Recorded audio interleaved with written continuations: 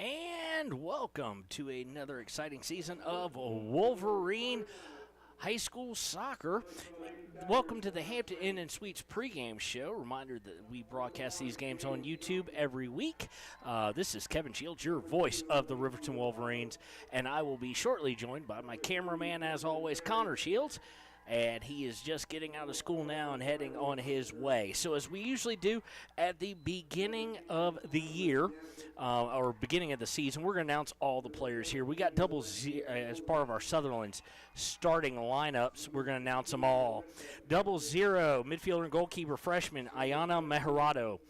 Senior, number 1, forward Olivia Bradley. We're going to skip positions for right now. Number 2, Nora Feister. Number 3, Macy Brown. Number 4, Madison Fossey. Number 5, Maya Noseep. Number 6, Julianne Spradlin. Number 7, Celia Maharado. Number 8, Cami Paskett. Number 9, Braden Mossberger. Number 10, Dakida Yarber. Number 11, Savannah Morton. Number 12, Emmy Weber. Number 13, Haley Engstrom. Number 14, Danny Santee. Number 15, Taylon Leesburg. Number 16, Aspen Gordon. Number 18, Niall Lawson. Number 18, Jordan Anderson. Number 20, Riley Hutchins. That was number 21, freshman Alicia Vargas. Number 23, Timbri Mattil. Number 24, Riley Johnson. Number 25, Kaylee Arnold. Number 26, Julie Margardio Haberle. Number 26, Esther Busy. Number 28, Jiwon Moon. Number 29, Celie Morton. Number 30, Josephine Hudson. Number 33, Kyla Boudreau. And number 37, Taylor Murray. Your head coach of the Riverton Lady Wolverines is Tanya Santee. She is assisted by Jeff Matizzi, Marco Piazzi, and Macy Evans. Managers are Marcelina Jimenez and Haven Patterson. Trainer is Paige Nolan. Keys to the game brought to you by Ranger are very simple, and we're going through these kind of fast, so we do apologize. Is going to be very, very simple. Stick to the 10 ships before championship motif. So far, the Lady Wolverines are 5-0 in 4A. Only Thunder Basin has a better record just by playing more games at 6-0. 15 goals so far, and 6 3A All-State players are returning. Cami Paskett, of course, all-world freshman from last year, has 9 goals so far. And the 2023 motto is Our Ship. It comes from the University of Oklahoma. 10 ships before a championship. We'll go over those as soon as we get a break, probably at halftime. And we'll be right back with the game here between Riverton and the Rock Springs Lady Tigers here on WYO Today Media. The choice is yours. Sutherland's Friends of the Family Plus Consumer Credit Card lets you choose from 5% off instantly at the register or special financing on qualifying purchases. That means no forms, no waiting, no rebates. You can choose 5% off instantly with your Sutherland's credit card. Got a big project? Choose special financing. The choice is yours with Sutherland's Friends of the Family Plus Consumer Credit Card. Subject to credit approval. Minimum monthly payment required. See store for details. Only at Sutherland's. At Teton Therapy, our people make the difference.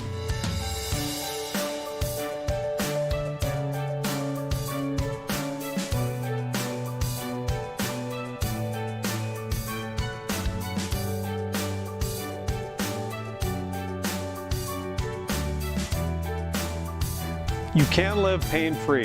The amazing staff at Teton Therapy can help. In Lander and Riverton. Welcome back. It is time for the kickoff. Kicking off to start the game will be Rock Springs. We're going to have to get to know some people, so we're not going to focus as much on Rock Springs as much as we normally would. We're going to stick with the Riverton players. Bradley with it now. She'll be going to Northwest College to extend her playing career. I think we're going to run out of room here a little bit, so we're going to see what we can do for you guys. Just getting used to it here. Okay, that looks to be better. And Riverton quickly with the ball. Of course, it is Madison Fossey with it, and here goes Rock Springs on the turnover. Lead pass goes way, way, way to the left. Taken over by Riverton, gets it back to Meharado, and she kicks it about to midfield. And here goes Riverton trying to set things up with Cammie and Olivia Bradley. Bradley back to, let's see here, Paskett. Paskett's going to lose control of it, and away comes Rock Springs with it. Of course, at the beginning of the season, one of the things I said, or beginning of the school year, I should actually say, was that the Riverton Lady Wolverines were the Riverton Wolverines, the high school's best shot at a state title. I still stick by that, even with the move up to 4A. Right now, it looks like early in the season that the Wildcats and Thunder Basin, not the Wildcats, the Wolverines and Thunder Basin are on a collision course in girls 4A. Ball goes out of bounds, will go over to Riverton. Thrown in, we'll see if some of the things from last year that we saw stick with it, and that is that Savannah Morton takes every free kick known to man. And right now, the team's just kind of feeling each other out. Ball being kicked all over the place, passes being a little bit wide and whatnot. So we've got our cameraman here now, and so I'm going to hand off to Connor. Connor just try and keep with the ball. Here, let's get him all set up. Let's get his backpack off and all that. He came straight from school. And now I can get a little bit better for you guys with lineups and whatnot. Rock Springs with the ball. Rock Springs being pressured heavily by the Wolverines, and they're going to get a turnover. And the attacking third shot on goal is going to be really of no danger by Paskett there. She was going for a very small angle on the right side. Her right, goalie's left, and goalie had good position on it. She did have Bradley off to her left. The punt is going to go right to Riverton, but it's going to be just out of reach, and it'll go right back to the keeper, and she will look to punt it. This time maybe a little more accurately, and nope, this time it goes to Wolverine again, but Wolverines lose it right back to Rock Springs. Looking to take away, Bradley gets it. Bradley gets it. It's in the box now. They're going to look to clear it, and they're going to do so by kicking it far to the left, closest to the press box, and out of bounds. Ball will go over to the Lady Wolverines here on the throw-in. Throw-in, they go right back to the thrower. That was, I can't tell the numbers, these black jerseys and the ponytails. Number 19 with it, that'd be Jordan Anderson. Or it's number 18, one of the two. I can't really tell too much. Back out, they'll look to reset with Haley Engstrom. Engstrom getting it inside. Paskett with it. Bradley with it. Now taken away, but instantly taken right back into the box, but easily handled by the keeper for Rock Springs. Lady Tigers will look to punt again. Let's see if they get a little more accurate with it. And this one's going to go right to Rock Springs, but unable to control it. Coming down the right side, long shot, just wide. Really trying to feel things out, and what have you done, bud? I don't know what he has done. There we go. Don't touch buttons. Okay, so they saw some of the inner workings behind the magic, so to speak. It's going to be a goal kick set up for Rock Springs. They're looking to go to their right, taken immediately away by Seeley Morton and gotten into the box. Kicked out again. Seeley will look to throw in for the Lady Wolverines. We've got 36. Connor, you're going to have to help me with time a little bit. 36-25, I do believe, left in the first half. Did I get that right? 35. Okay, 35-25 was left. So far, no scorer. Possession has greatly favored the Lady Wolverines today so far. Goal kick again, highly inaccurate. Madison Fossey came down with it. She gets it through a little bit of traffic, winds up with Cammie Paskett. Paskett to the far right, looking for the cross. Crosses over to Paskett, I do believe, who's on a run. She's rubbed off the ball. It will stay with Riverton, though. And it'll go back and forth and back and forth. And finally out of bounds, and it will go to Rock Springs. Off the throw-in. Rock Springs able to control it, looking to shoot one down the center for a runner. The runner was number 7, Jesus Duarte. unable to get it to her. Paskett now going into the box, trying to outrun Rock Springs, unable to do so, but last touch by Rock Springs, so it will set up a corner kick. I'm trying to eye who's taking this corner. It doesn't look like it looks like it's Cammie Paskett. She puts it high across the mouth of the goal, touched, and will have a handball, or should have had a handball, but they're going to say play on since goalie got it. Nonetheless, would have been a handball against Riverton.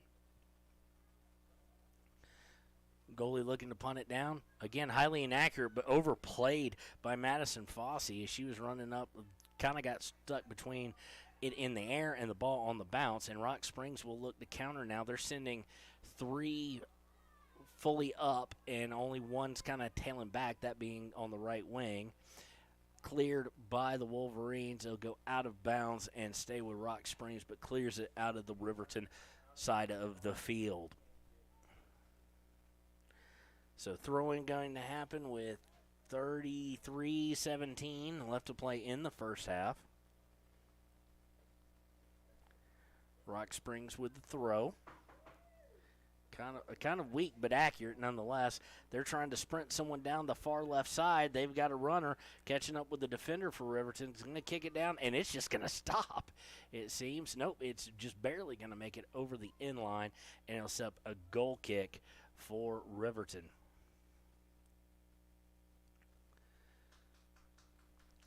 Riverton coming into the game, again, undefeated, 5-0. Looking spectacular so far, and looking to do so in this game as they do get a sub. I didn't catch who was coming in, but it was number 7, Celia Mejarado, coming off. Goal kick is taken by Rock Springs, so Riverton not overly accurate on them. Trying to get someone on the left. They've got them. Coming center. Long shot with not a lot on it. Easily eaten up. And we've got an X thrown up. We've got a hurt player maybe. Number 24 is going to come in for Riverton. That'd be Riley Johnson. She is going to come in for Madison Fossey, who is holding her neck a little bit. Trainer going to go over and talk with her. Hopefully she looks like she's okay-ish. We'll go with that. What it will do on the call there is they whistled it stop right there, so now the goalie will be allowed to punt it. Mejarado going to send a boomer down. Intercepted, though, by Rock Springs. Made it to the Rock Springs 48, if you will. And Rock Springs now looking to push into the Riverton half, looking to try and get that ball into the Riverton third. Stolen away by Riverton, though, at about the 40. Looking for Bradley. Just not enough on that pass. Early they were far, now stolen right back, and stolen right back by Rock Springs. As they're trying to feel it out, first home game of the year. Obviously, this field was covered in snow 3 days ago. So when the soccer teams were hiding eggs in the snow, trying to get some foot traffic, get some people working on it, so to speak. Long shot by Rock Springs, not on target. They have no shots on goal. Riverton, Cammie Paskett, has 1 shot on goal, but no score by either team at the 31-20 mark to go in the first half. Okay, now this is what we're used to. Goal kick, Savannah Morton going to be kicking it. She lets it loose. And it winds up with Cammie Paskett. Paskett almost loses it, then gets it, then loses it again. And Rock Springs comes away with it, trying to get past midfield. Turn and fires, but off target and out of bounds. Quick throw in by Riverton. Throw in unable to be controlled by Paskett, and it goes back over to Rock Springs. So as much as Riverton was dominating possession early on, Rock Springs has started taking it, and they've got a runner going down the right side. That's number 24. She's by herself. She's now they all join defenders. Nicely done by Riverton.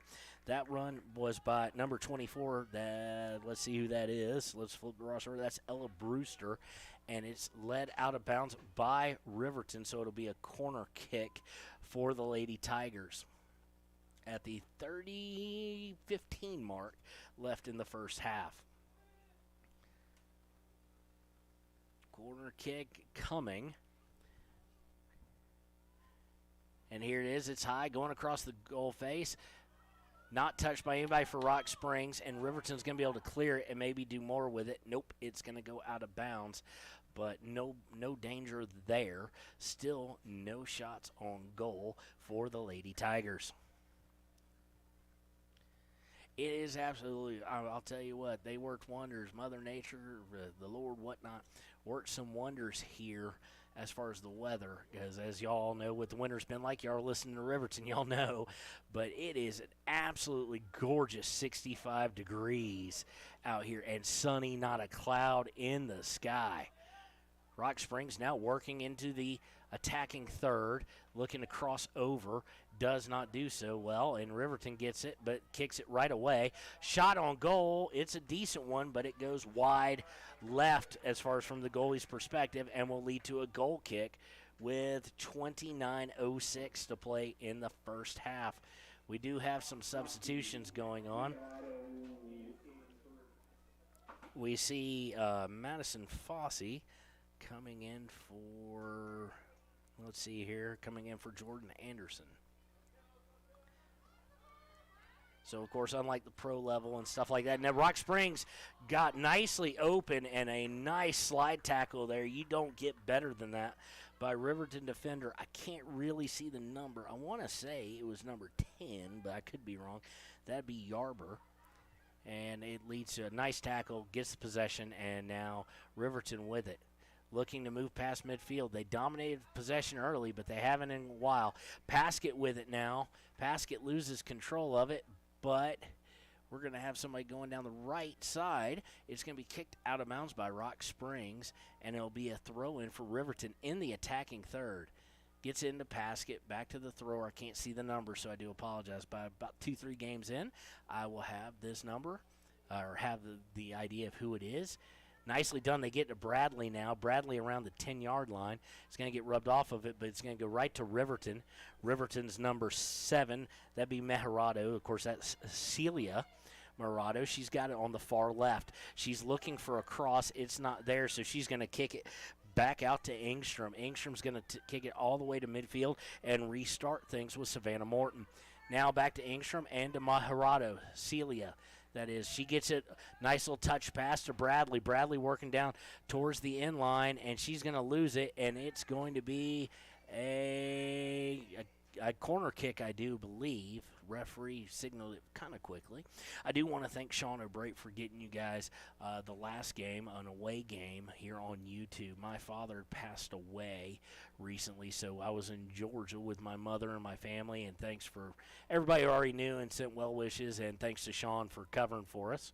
I do have one other game coming up on the 24th, the home game on the 24th, I do believe, or 25th. The week of the 24th. Off the corner, crossed over, headed out of danger, but right back into it. Bradley with it, and Bradley just overthought it and struck a little too far for the curve and wound up going on the near side post and no danger there, so it'll lead to a goal kick. Bradley is going to come out now. She's going to be subbed for Jordan Anderson. Anderson's going to come in for her, and it'll be Rock Springs ball. But do want to thank everybody for that, like I was saying, and that will be the week that Sean will cover for me. Remember, we're going to try and do some select away games this year. We're eyeing Rock Springs and a couple others. Unfortunately, Jackson Hole this Saturday probably won't be one, but I'm going to see what I can work out here.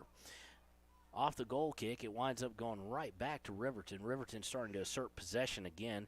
Jordan Anderson lost it. It gives out of bounds, though. She threatened to take it back, and it will be off Rock Springs at the 20. Is that 6 or 5, Connor? What's the time say? 25.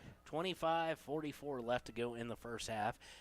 Engstrom now has it, and they're going to whistle a foul, just a little bit touchy, a little bit knick-knack, paddywhack, so to speak, but it will go over to Rock Springs. Still 0-0 here, about midway-ish, about 40% through, 45% through the first half.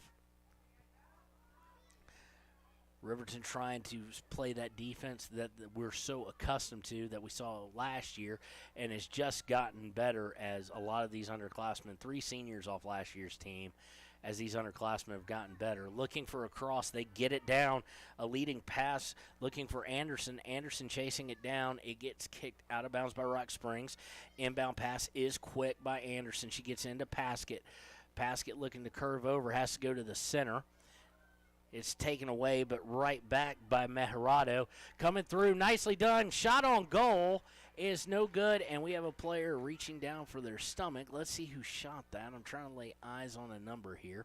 I need her to keep turning, keep turning, keep turning. Is that number 5? It is number 5. That was Maya Noseep there with a nice shot. She skirted between 2 players there. Nicely done the whole possession. Just could not get enough of an angle on it, as the goalkeeper so far for Rock Springs has had Riverton played extremely well. She's watched some tape, as they would say, at the 24-15 mark to go in the first half. We see number 5 coming off. That is Noseep, of course. Coming in for her is going to be Macy Brown.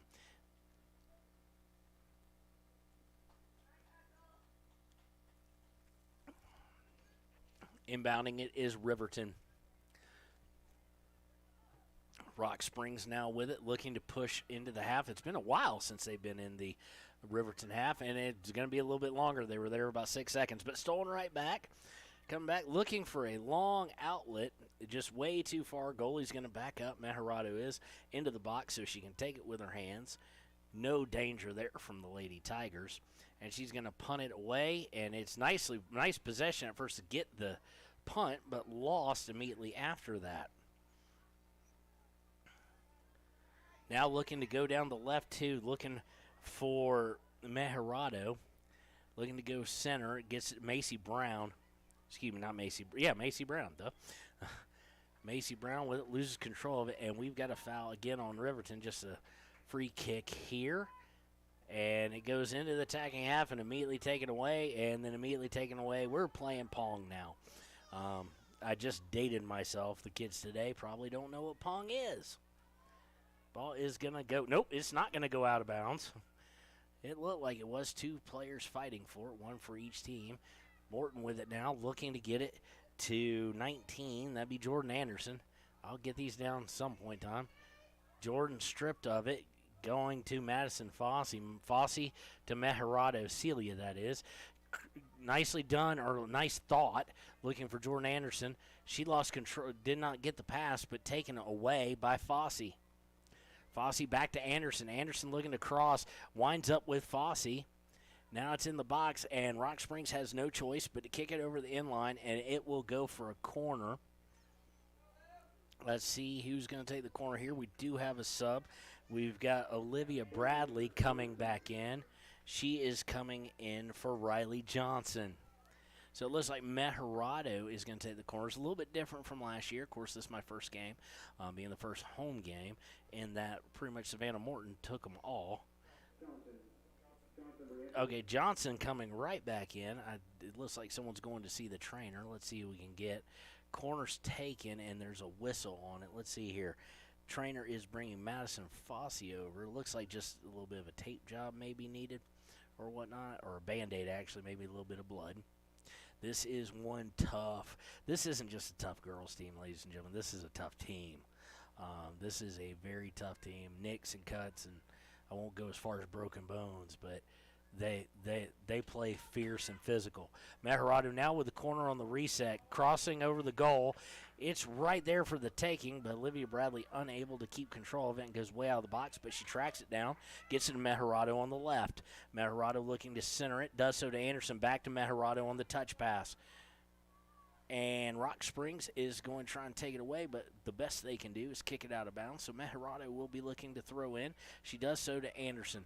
Anderson going towards goal line with it, looking for Olivia Bradley, but just a little bit too much on it, and it goes out of bounds, and it just keeps rolling and rolling and rolling all the way to the fence.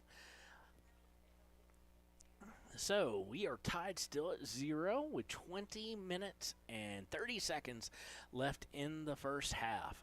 Rock Springs looking for the goal kick here. Does so, and it's going to land. Rock Springs is going to take control of the goal kick, one of the few that we've seen be controlled, and they're looking to push things. Stolen right away by, I think, Yartrip, or I may be saying that name wrong. Hold on, let's see here. Number 10, Yarber, excuse me. Yarber gets it up to Bradley. Bradley rubbed off the ball, trying to block Olivia from getting to it, going towards the goal line, and now we've got a little bit of a tussle going on here. And it's going to go out of bounds. What are they going to say? They're going to say goal kick as it went over the goal line there. Fierce play there between Rock Springs player and Olivia Bradley. Again, like I mentioned earlier, Olivia Bradley is signed to play with Northwest College to play soccer next year. So congratulations to her for continuing her soccer career. Goal kick coming up. We've now played a full half of the first half. So we're halfway into the first period here. Taken away by Riverton off the goal kick. They'll get it to Morton. Morton looking deep for, I can't tell who she's looking for actually. Number 3, excuse me. I will get these, ladies and gentlemen. Macy Brown, especially Brown and the other basketball players. I know them well, but we're a good bit further away than we are during basketball. So just bear with me, please.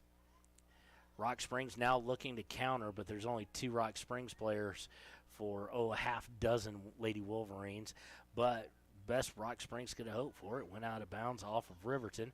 They will be doing a throw-in from roughly about the Riverton 32, 33-yard line. So about from 43 yards away. Do have a substitution here. We see number 4, Madison Fossey, coming back in. She's going to come get Riley Johnson. Throw in is basically right to a Riverton player, then goes off Rock Springs and back to Riverton. Riverton trying to work it down the sideline here, but good D by Rock Springs, good as they would say in hockey, back checking, but it does go out of bounds off Rock Springs. Throw in goes about 10 yards and then off of Rock Springs out of bounds. This next throw in is going to wind up with Bradley, I do believe, from this distance. Looking for Bradley, who would normally be in the middle, but she was not there. She was just involved in the play. Missed ball there, taken away.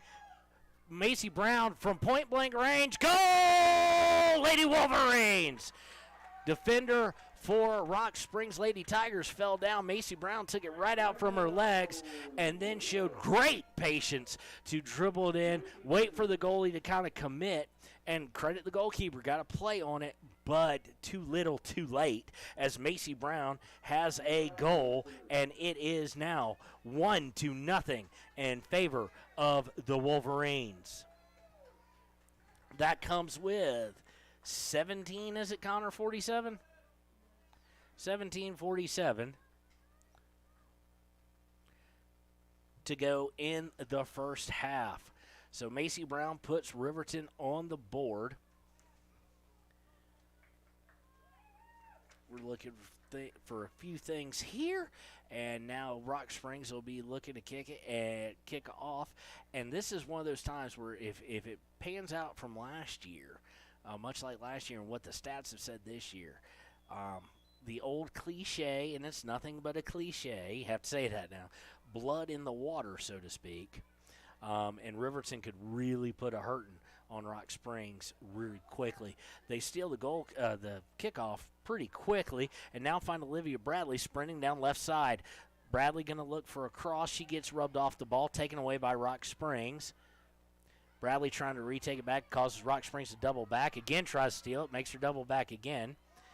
They finally get it to around their own 25, and they're going to wind up kicking it out of bounds. Going to go out of bounds just past midfield. Engstrom looking to inbound, gets it to Paskett. Or excuse me, not Paskett, gets it to Fossey. Fossey has it stolen away. Fossey not giving up on it, though, following the player all the way down. Bradley steals away, but unfortunately her kick went right to a Lady Tiger. Stolen back away by Savannah Morton. Morton trying to get it to Bradley. Bradley looking to bring it, was looking to center it, now looking to bring it down left field, and she's going to get shoved off the ball, and they're going to say shoulder on shoulder.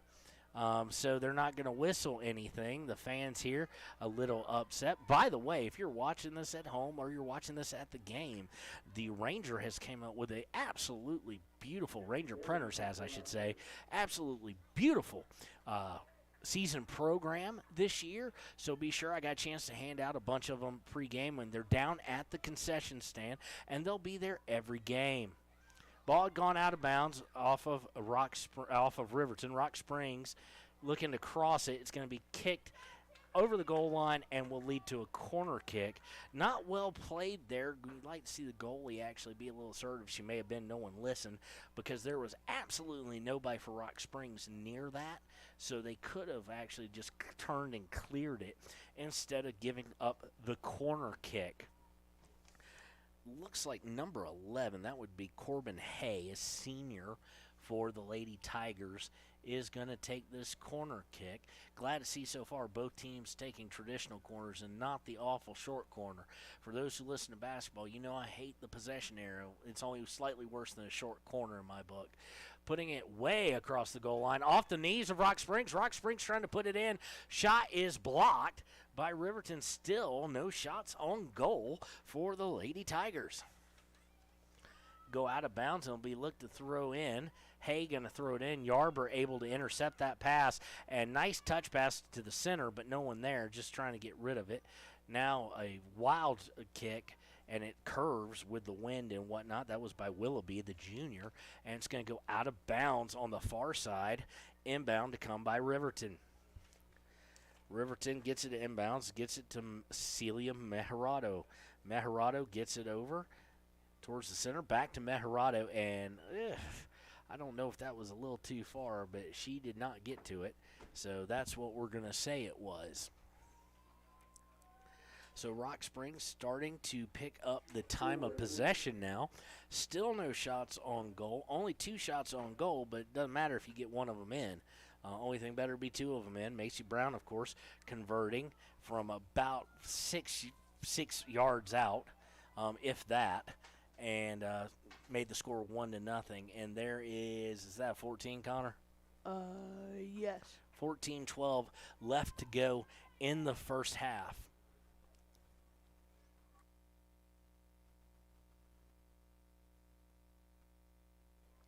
Sean O'Bray here with our fearless sports director. Have been taking some pictures, and remind me we do have binoculars, but they're not the kind that work with glasses because I've tried. It makes it worse, but we'll try again. It's been a while. Maybe I just had to get used to it. Quickly getting into the opposing half is Riverton. Morton able to put it back after it was returned to sender. And Morton harassing a player. Now they've got somebody on the right. Rock Springs has something working. Coming down, that's Jordan Curtis. Curtis puts a goal on, and Mejerado with the save. Tips it up and over the crossbar there. And a great save by her. A great shot by Jordan Curtis. So it'll lead to a corner kick. Well done there, especially first shot on goal. Mejerado delivers nicely. They will set up for the corner kick on the far side of the field with 13:02 left, I think. There we go. 13:02 left in the first half. Corner kick is going to be low, but looking for the goal, and they're going to turn and try and shoot right off of it. Good idea. Execution just slightly off as it goes to Mejerado's right and is just slightly wide, setting up the goal kick. Substitution now for Riverton. We're going to see Jordan Anderson come back in. She's going to come in for Riley Hutchins. Nope, excuse me, not Riley Hutchins. That's a 9, not a 0. Celie Morton. Savannah Morton puts everything into it. Goes far, but doesn't go accurate, but taken away by Riverton again. Now Rock Springs gets at the Riverton 40, if you will. Rock Springs looking to bring it all the way over the right, does so. Pass intercepted, cleared just for a moment, and Rock Springs is back on the return in the attacking third. Puts a shot on, nothing behind it though, and rolls harmlessly to the keeper. And now we have a whistle, and I don't know what for. I don't have a clue what that whistle was for. Didn't see if anybody came off there. Maybe they did. So anyway, looking to punt the ball, Maharado puts it in the air. It's going to bounce off Rock Springs at the 50, and Paskett's got a little bit of a lead. She's harassed immediately, puts it behind, shows her speed off, gets down towards the goal line, and it is put over the goal line by Rock Springs, leading to a corner kick with 11:37 to play in the half. Paskett will be taking it from the far side. Again, Riverton, or not again, I haven't said this, Riverton is moving right to left, but we don't have this on the radio, so it doesn't matter. You're watching it. Put high up and looked like it went off an arm, but cleared away. Nobody for Riverton able to get a foot or any other part of the body on that. And now Rock Springs looking to come down here. And all through the work of Corbin Hay, and she eventually just runs out of defenders she can beat, so to speak, and gets the ball kicked backwards. But Rock Springs will stay with possession. Rock Springs looking to muscle their way through Riverton. Yarber able to clear it and gets it to go out of bounds around the 47. So 10:45 left in the first half. Riverton leads Rock Springs 1-0 on a goal by Macy Brown. All right, looking to throw it in will be Rock Springs here. Does so, overshoots her player completely, but it goes off of Morton's foot and goes right off the Riverton player and right to Rock Springs.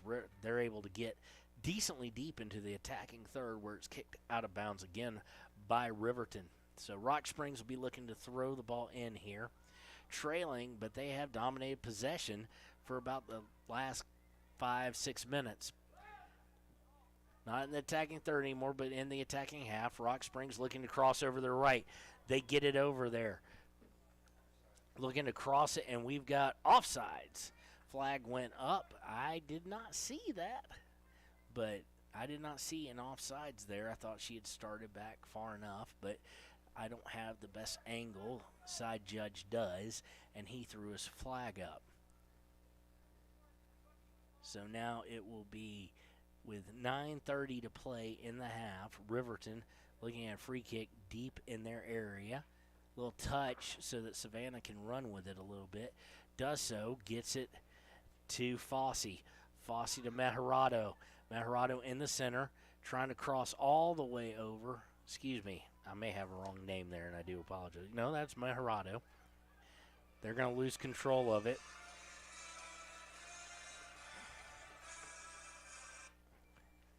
And it's going to wind up going all the way across. Sorry, my cell phone was ringing there. And it's going to go all the way across and out of bounds off of Riverton at the 8:50 mark in the half. Thrown in, it's going to immediately go off the foot of Anderson and out of bounds, so basically like a 10-yard pass. And we'll do this all over again with the throw-in. Thrown in, and this time, badly played by the defense there, looking to bring it across, and a wide shot to the right of Maharado. Thought it'd have a little bit better. All of a sudden, Rock Springs had something working, and then they didn't. Bradley coming out, being substitute for Macy Brown, our lone goal scorer of the day.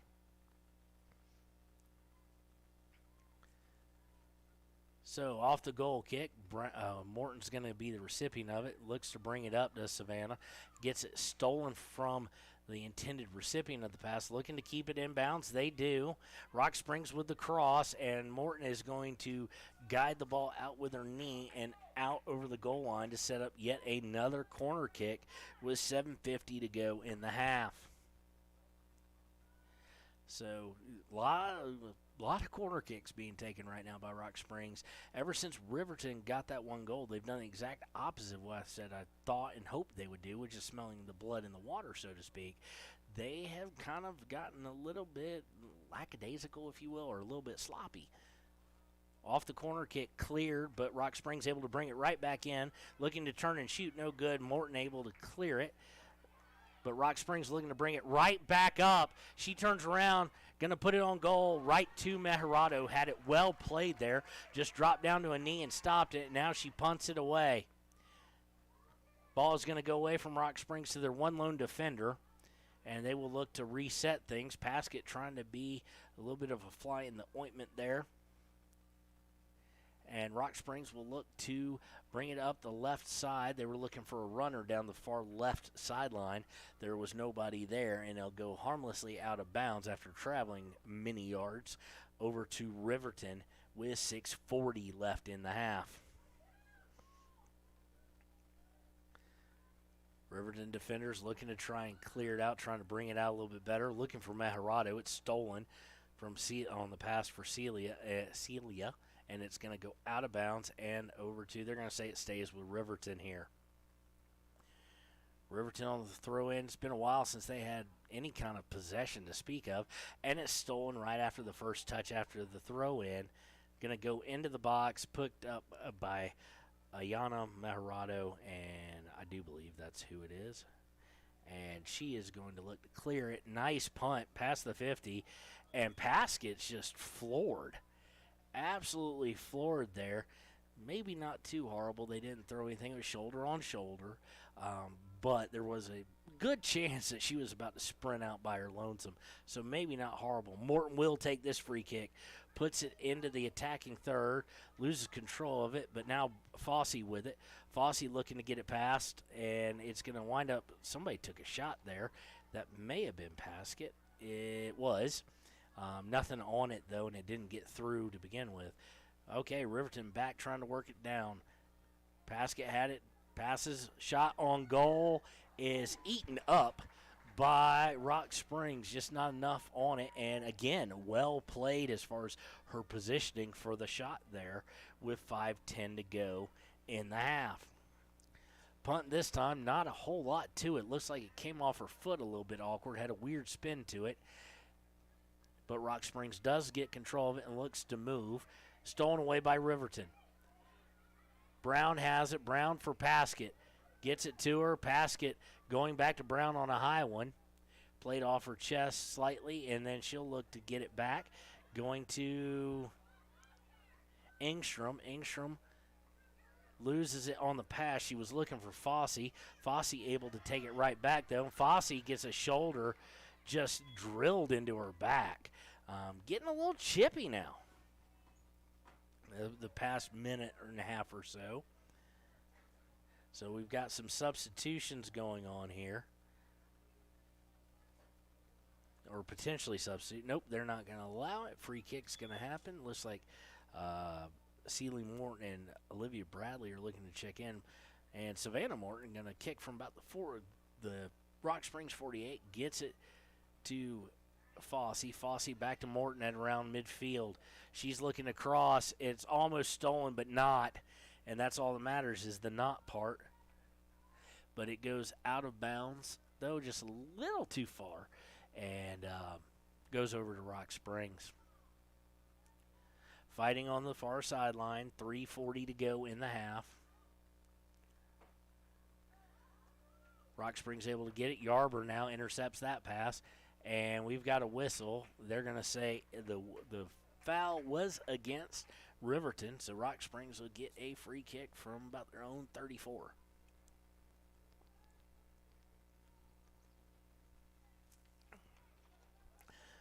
Kicked way downfield, intercepted by Riverton, but it's going to roll out of bounds and off of Riverton. So it'll stay with Rock Springs, and they're in the attacking third now as we're about to hit 3 minutes to go in the half. They have absolute dominated possession for really the last 15 minutes of this half. They do trail 1-0. On the throw-in, though, right to Riverton. They steal it and then kick it right out of bounds on the far right. So we will rinse, wash, and repeat here with the throw-in. Rock Springs looking to throw in better than they did on the last one. We're under 2:35 to play now.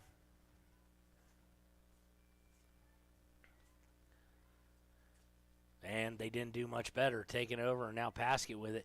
She's going to look for Macy Brown at around midfield. Gets it to her. Macy's going to lose control of it, though. Instead of passing out of it, she's going to get it taken away, but taken right back by Fossey. Fossey looking to get it to Paskett. Gets it to Paskett. Paskett on the center, looking for far right. Far right's going to be intercepted by Rock Springs, but taken away by Riverton. They get it to Paskett. Paskett takes one touch, puts a weak shot on goal, and it goes to the far left from the goalie perspective for Rock Springs, as we are under 2 minutes to go. Bradley and Sealy Morton going to come in now.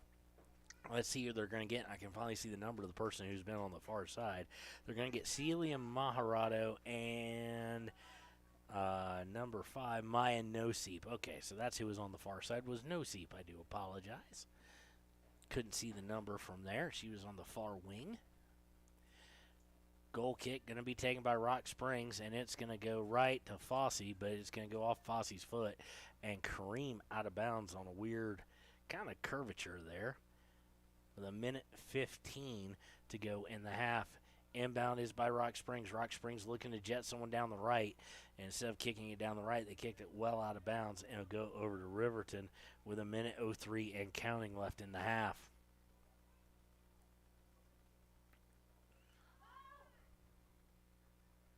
Inbound, Rock Springs took it away, but Savannah Morton gets a hold of it. Kicks it uncharacteristically right to someone for Rock Springs, but taken away. Engstrom looking for Bradley there, and it was intercepted.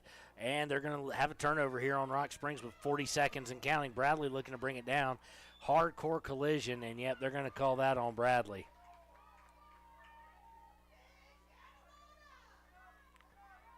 So we've got 27 seconds left.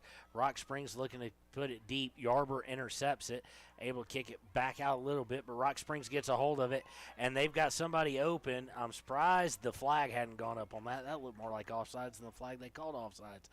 Punted down the field by Mayorado. 10 seconds left. Paskett's going to go around. She's got 7 seconds, 6 seconds, 5 seconds, and they're going to clear it nicely. Nice little last-second push by Riverton, and that will do it for the half. So at half, the Lady Wolverines lead the Lady Tigers of Rock Springs 1-0 on the back of a Macy Brown goal. We'll be right back with the second half after these messages on YO Today Media. Some winter we're having. 1 minute sunshine, the next 30 below. Then ice dams, broken pipes, and indoor flooding. You got water where you don't want it? Blowdorn Lumber has your back with some pumps, discharge hoses, and big fans to dry it all out. After you shut the water off, get dried out with help from the crew at Blowdorn Lumber in Riverton. They have what you need to get your life back to normal. And that's a good thing, because we have a lot of winter left to go. Blowdorn Lumber, 1202 North Federal in Riverton.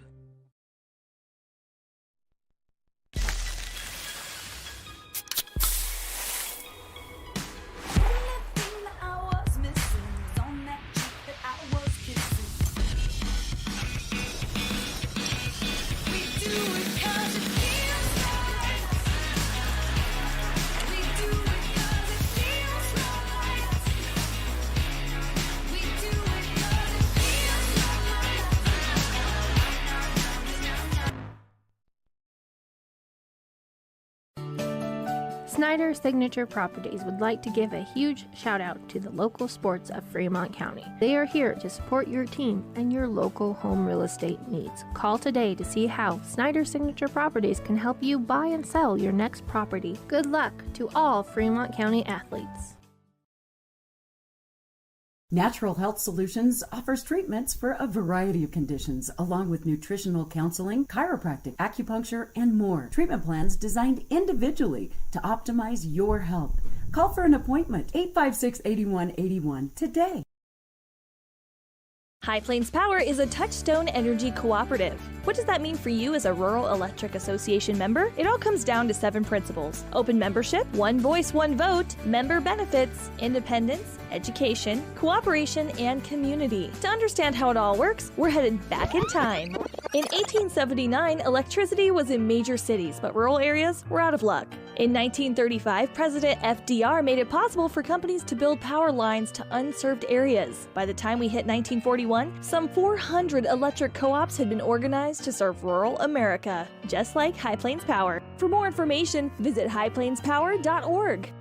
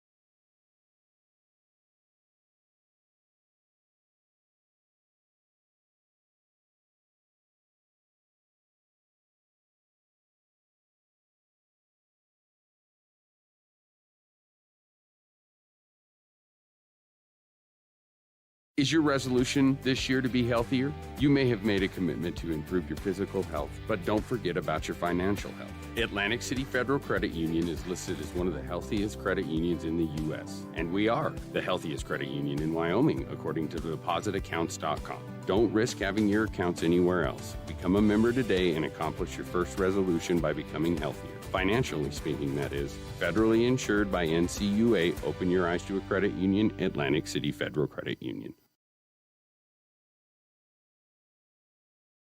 Are you a caring person that wants to help but not sure where to go? Wyoming Senior Citizen Inc. is looking for caregivers across the state. Call 307-856-6880 to find out more information. They would like to wish all Fremont County athletes good luck this year.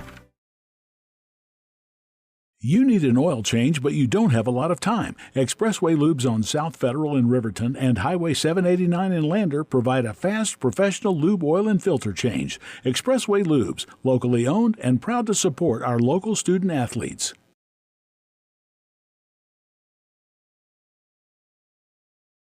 Papa Murphy's is proud to sponsor this week's Player of the Game. For a limited time, enjoy a Papa Murphy's barbecue chicken pizza made with KC Masterpiece barbecue sauce. After the game or anytime, you can't beat the fresh ingredients and authentic flavor of a Papa Murphy's take and bake pizza. And you know it's baked right every time because you baked it yourself. Papa Murphy's on North Federal in Riverton. Drop in or order online at papamurphys.com. Go Wolverines! Hometown Freedom Healthcare, making healthcare great. Providing coverage in family medicine, women's health, pediatrics, and mental health. Meet providers Tara Blumenshine and Adina Vasco and Jessica Rodriguez. Come see us at Hometown Freedom Healthcare, locally owned, 463-0541. Wyoming Community Bank is ready to serve you. Stop in at any one of their branches located in Riverton, Lander, and DuBois.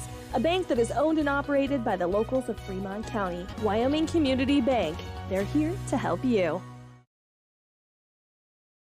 Why should your new floor come from Carpet One? Because we're passionate about the spaces our neighbors call home.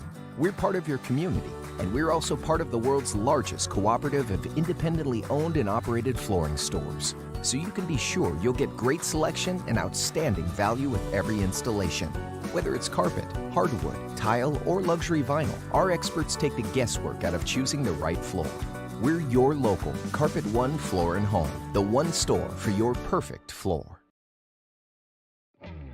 A proud sponsor of this broadcast is Bailey Enterprises. For over 50 years, Bailey has become the name you can trust. With Pit Stop Travel Centers, you can fuel up and stock up on trip snacks at locations all over Fremont County. You can also put your trust in Bailey Tire and Auto for service to keep handy for those times when your luck runs out on the road. Refresh at the Speedway Cafe with a dine-in meal or a round of carry-out with a variety of specials to keep you going. Go with Bailey.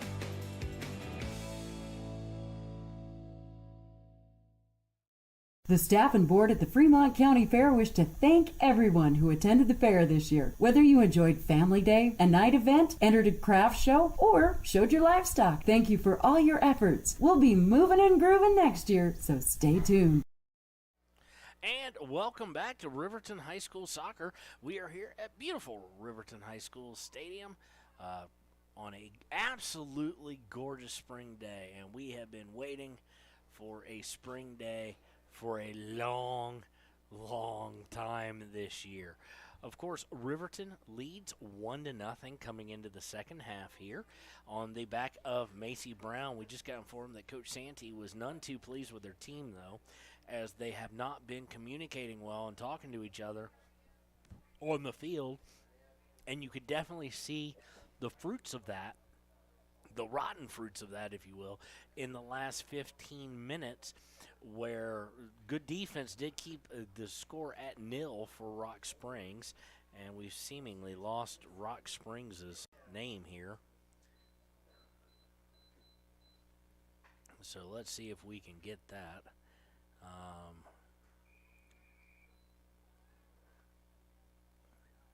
Let's see if we can get that done for you here.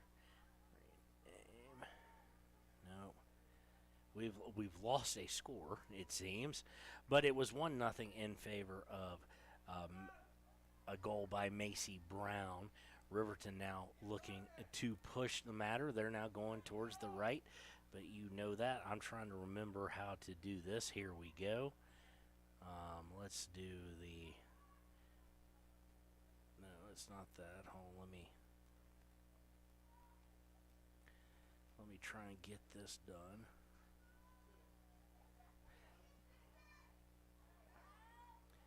And for some reason, I'm not able to get that, and I don't know why, so I do apologize there. So, hold on here. Riverton looking to advance things. Rock Springs going to steal it away.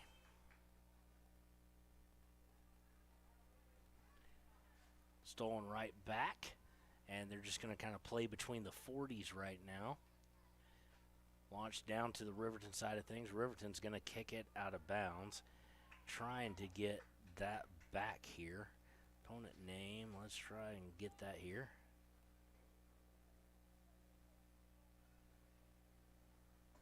Let's see if we can do this. There we go. Got that fixed for you on the video graphic. So now we got Rock Springs up 1-0 in favor of Riverton. Rock Springs only with about 2 shots on goal. One of them a great save by Maharadu. The other one just well played by her, and I say just. Stolen away though here by Riverton. Stolen right back by Rock Springs.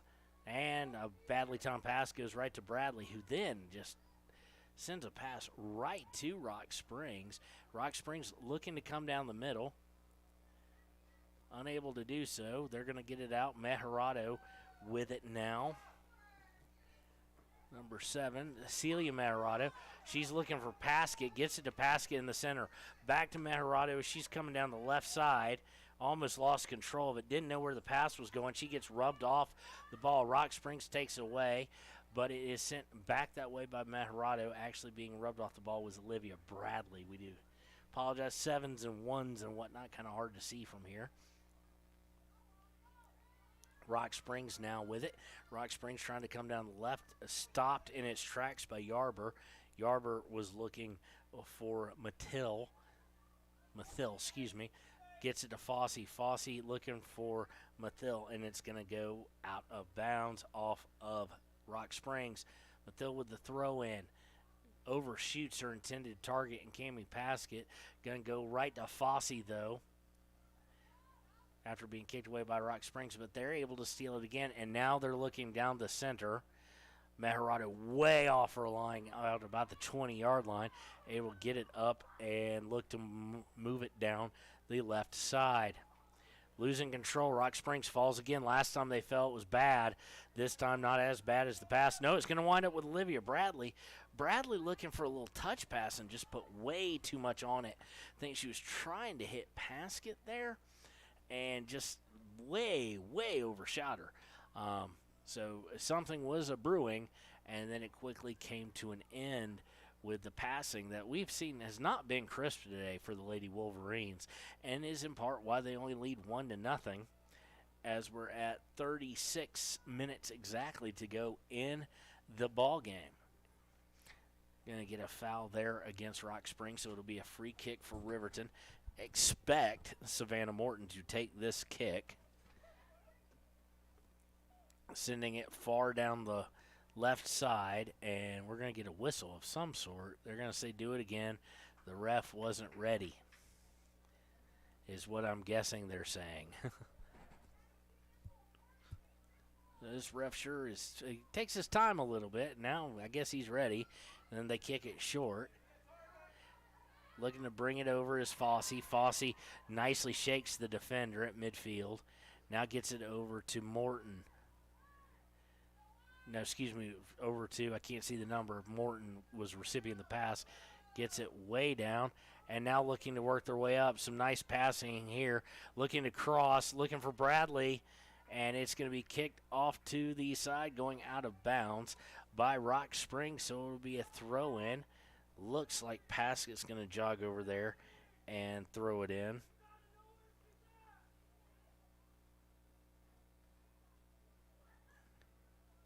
And we're having a little bit of a technical issue here real quick. I'm going to take voice off real quick and be right back.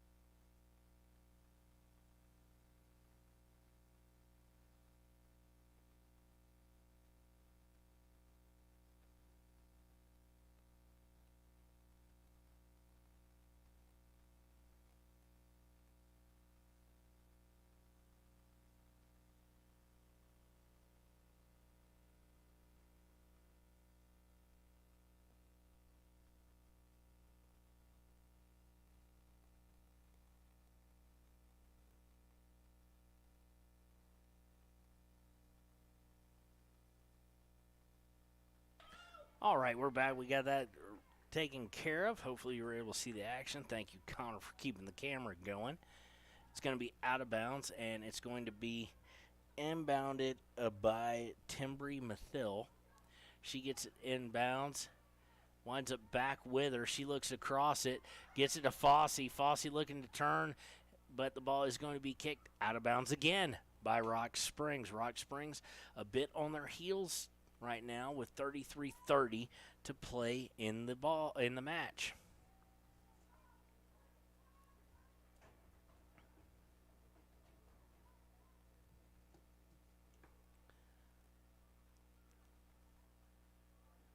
All right, on the inbound by Riverton. It's going to get taken away, but Fossey able to get control of it. Looks across it, does so in the middle. Bradley looking to take it away. Now Anderson involved, and they're going to clear it. Yarber's going to get it, and she's going to look over for Mathill. Mathill looking to get it down to Mejerado, and Rock Springs is going to clear it all the way back, and Mejerado, the goalkeeper, will take control of it around the 10-yard line and gets it to Yarber. Looking for Mathill. She loses control of it. Rock Springs had it for just a split second, but taken away by Morton. She kicks it back to Mejerado in goal, and she will look to distribute out. Corbin Hay putting up a little bit of pressure. Ball's going to be kicked out of bounds as another Rock Springs player joined them. So Savannah puts it high and out of bounds, about where the 25-yard line extended would be with 32:10 to play.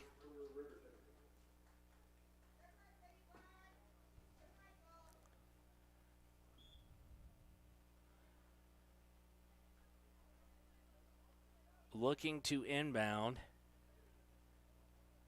by Rock Springs. They get it in around about the center of the field, not at midfield, but center as far as width goes. Looking to work anything they can, and there's a whole slew of Lady Wolverines back. Finally able to get control of it is Mathill. She gets it to Bradley. Bradley looking to turn, and she's going to lose the ball out of bounds. They're going to say Riverton ball on the throw-in to Mathill. She's trying to keep control of it, and it goes out of bounds off Rock Springs again. And we're going to have a whistle here. It's going to be for a substitution. 21 is going to come in, and that would be Vargas. She's going to come in for Spradlin. Thrown in, looking for Fossey. Two badly played balls by Rock Springs there. Leads to Fossey being able to get it to Paskett. Paskett looks over to the side, gets it over there, comes back to Mejerado. And see, there's no reason for that whistle. Yes, it went off the ref, but you just treat it like you would. And yet the referee blew his whistle, stopped all momentum, and allowed Rock Springs to get back. That's just not a good call, quite frankly. Should just let it play. Looking to go down the sideline, they get it to Riverton gets it to Noseep. Noseep out to the left, trying to stay in, gets it back to Noseep. They're gonna say that it went out of bounds, and it will go over to Rock Springs with 30 minutes and 19 seconds to go in the match.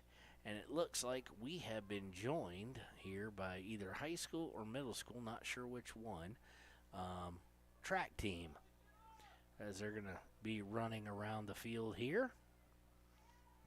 Rock Springs looking to push things, but loses control at midfield. Fossey with it. I don't think necessarily who she was aiming for, but it went right for Mathill. Took a weird kind of curve. I think she was actually looking for Vargas. They get it up to Bradley on the right side. She's looking to cross it. Get intercepted on the cross, but Bradley able to get it back, puts a curve on it, and shot on goal. Went right to the goalkeeper. She did struggle with it a bit, but she is able to get control of it. This time she's going to punt it. It's going to wind up with Vargas. Vargas takes it off the chest. Rock Springs gets control of it. Nutmegged there, as they used to say, but taken away nonetheless. Bradley gets it. Bradley looking for Mathill. Mathill gets it to Vargas. Vargas looking to bring it in. Mathill gets it off the deflection. Mathill towards the box on the very right side. Nice little stutter step. Keeps control of it nicely. Gets it to Bradley. Bradley dribbling down towards the goal line, looking for the cross, you would assume. And she puts the cross, but it is going to go over the goal line and out of bounds. So it would be a goal kick with 20. Is that 28 or 29? 28. Goalpost, just like in football, in my way with 28-40 to go in the match. Riverton up 1-0 on an earlier goal by Macy Brown. They have dominated possession, much like they did in the first half, or the first half of the first half, in this first half of the second half. How many times can I say half? Riverton off the goal kick, able to take control of it again. Now looking to bring it back into the attacking third. No Seep with it. Looking to cross. Nicely done to Bradley. Bradley looking to drag it with her left. It's going to be taken away. She tried to drag it with her left foot into shooting position. Goes out of bounds, but will be signaled a corner kick for Riverton. So, and it looks like kicking this is going to be Cammie Paskett. Paskett looking for the crossover, puts it on goal. It's right there in front. Fighting over his Riverton. Nice heel kick back. Taken by Meharado. Back to Paskett. Paskett looking to cross it again. She was looking for the header by Mossbrucker, but it's going to go wide and out of bounds, but they're going to say Rock Springs touched it last.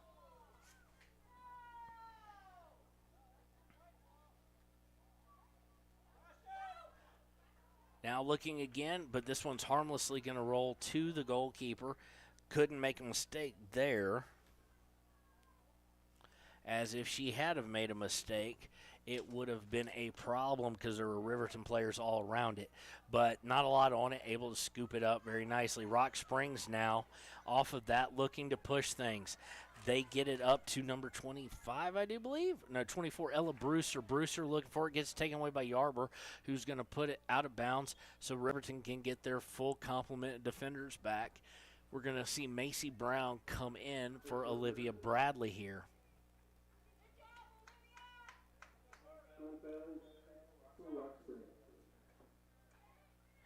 Rock Springs going to be throwing it in. We're under 30 minutes to play. We're under 27, actually, to play. As I'm getting hooked on my microphone here. Taken away, Savannah Morton with it. Savannah's going to look up for a pass, unable to get it. And Rock Springs now looking to put a shot on goal. Does so, but Meharado handles it with ease. She's playing one heck of a game, just making all these saves except for the one where she had to sky for it. Look incredibly easy. That is someone who knows to study their game. 25-50 to go in the match. They get a quick breakout. Looking for number 3, Macy Brown, was Paskett. It's going to be kicked out of bounds by Rock Springs, and so everybody will look to reset here in the attacking third as 19 and 29 are going to come in for Riverton. That'd be Celie Morton and Jordan Anderson coming back in.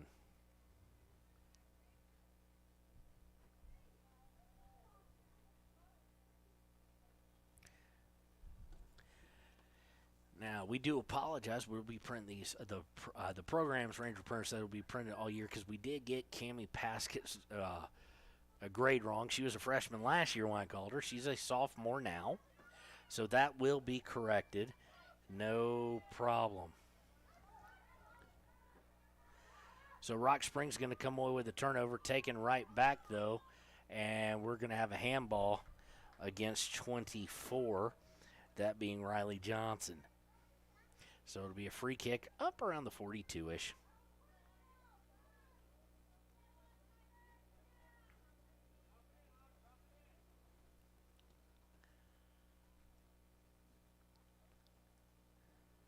Free kick's taken. It's a boomer, too. And it's going to way overshoot everybody. Good job by Riverton to just go, you know what? No need to defend this per se or put a body or a foot on it, as it's going to roll out of bounds. Unfortunate part is I think they were hoping it'd go over the goal line. It did not, or over the end line. It wound up going out right before the corner area. So a dangerous place for a throw-in. Thrown in, and Riverton's going to get it up to around 35 before it's taken away. Rock Springs looking to center it. Yarber steps in front of it, but taken away, and a very long shot, about a 32-yard shot by Rock Springs, put to the right, to Maharado's right. And no good, obviously. Still 1-0, 23:40 to play. We're going to see Bradley come back in. She's going to come in for Cammie Paskett.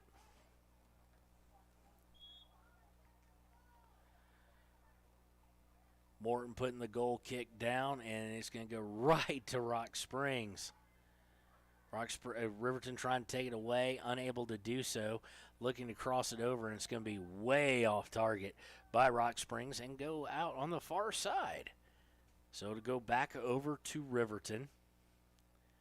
Riverton looking to increase to 6-0 on the season. But I'm sure based on the play here and the amount of turnovers they've had, the amount of just unforced errors that they've had, that Coach may not be happy. Coach Santee may not be happy with the effort. She was not happy at half, we're told. The communication not there. And it's just, it's been, you've heard before, a team reading their press clippings, so to speak. And that may be a little bit here. As well, because this is a great team and potentially a state championship style team.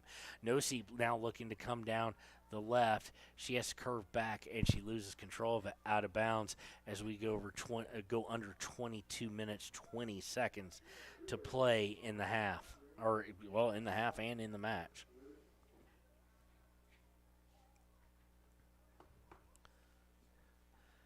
So substitutions for Rock Springs, one of those is going to be doing the throw-in. So right now, another shutout victory is being defended by Riverton, but with only one goal, that could change very quickly with one stumble, as Rock Springs showed, which is what led to the goal by Macy Brown, a defender for Rock Springs, falling down. Riverton now looking to work down the left side again. Gets it to Noseep. Noseep has it taken away, though. Taken back by Riverton. Riverton to, I think, Noseep. I can't really see that far. I don't think that's Noseep. No, I think that is Meharado, actually, on the far left. All I see is darker hair and a ponytail from this distance. Inbounded by Riverton after getting kicked out by Rock Springs. Bringing it into the third. Looking to cross it in. And it's going to be harmlessly kicked away by Rock Springs. Yarber, Meharado gets up on it. Rock Springs looking to cause some damage here. Mathil with it. Mathil going back to Meharado to give her a little bit more time this time to kick the ball away. She gets it to Savannah Morton. Morton gets rid of it, but it is taken by Rock Springs. Rock Springs being harassed by Alicia Vargas. And now we're going to ping-pong it back and forth between the 40s a little bit. Rock Springs comes away with it, comes with control. Taken away, though, right back by Riverton. Riverton looking to push things. Fossey with it now. She's going to the far side. On the left side, looking to bring it down is Riverton. Gets past the defender, but not past the other defender. But good muscle play over there.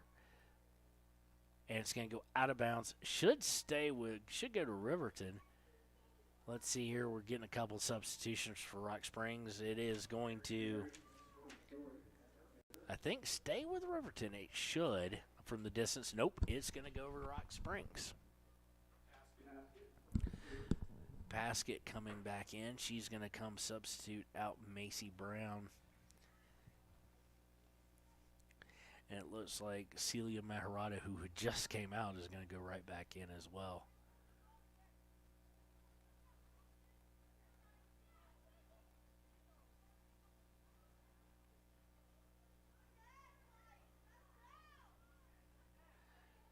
Looks like JV team may be getting ready to go play as we see massive amounts move off of the sideline here, walking around the track. That's going to at least be my guess, is they will be headed to the field they normally play on.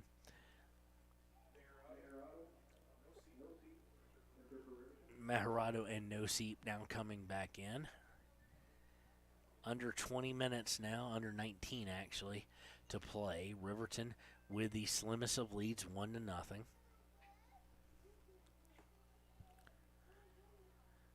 Off the throw in, Riverton looking to get it out of their zone, and they're going to kick it out of bounds.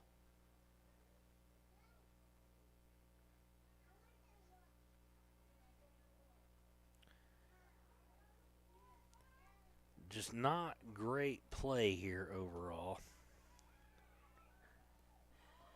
Looking to bring it in, and the ball's going to be kicked way. That was what, when I used to go to FC Dallas games, Connor, that's where they would start the how high do you want the goal?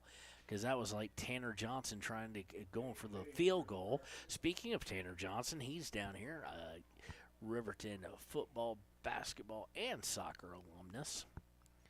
Has transferred to CWC. We had him, of course, he let that knowledge go and made it known when we had him on air during one of our halftime shows during basketball season.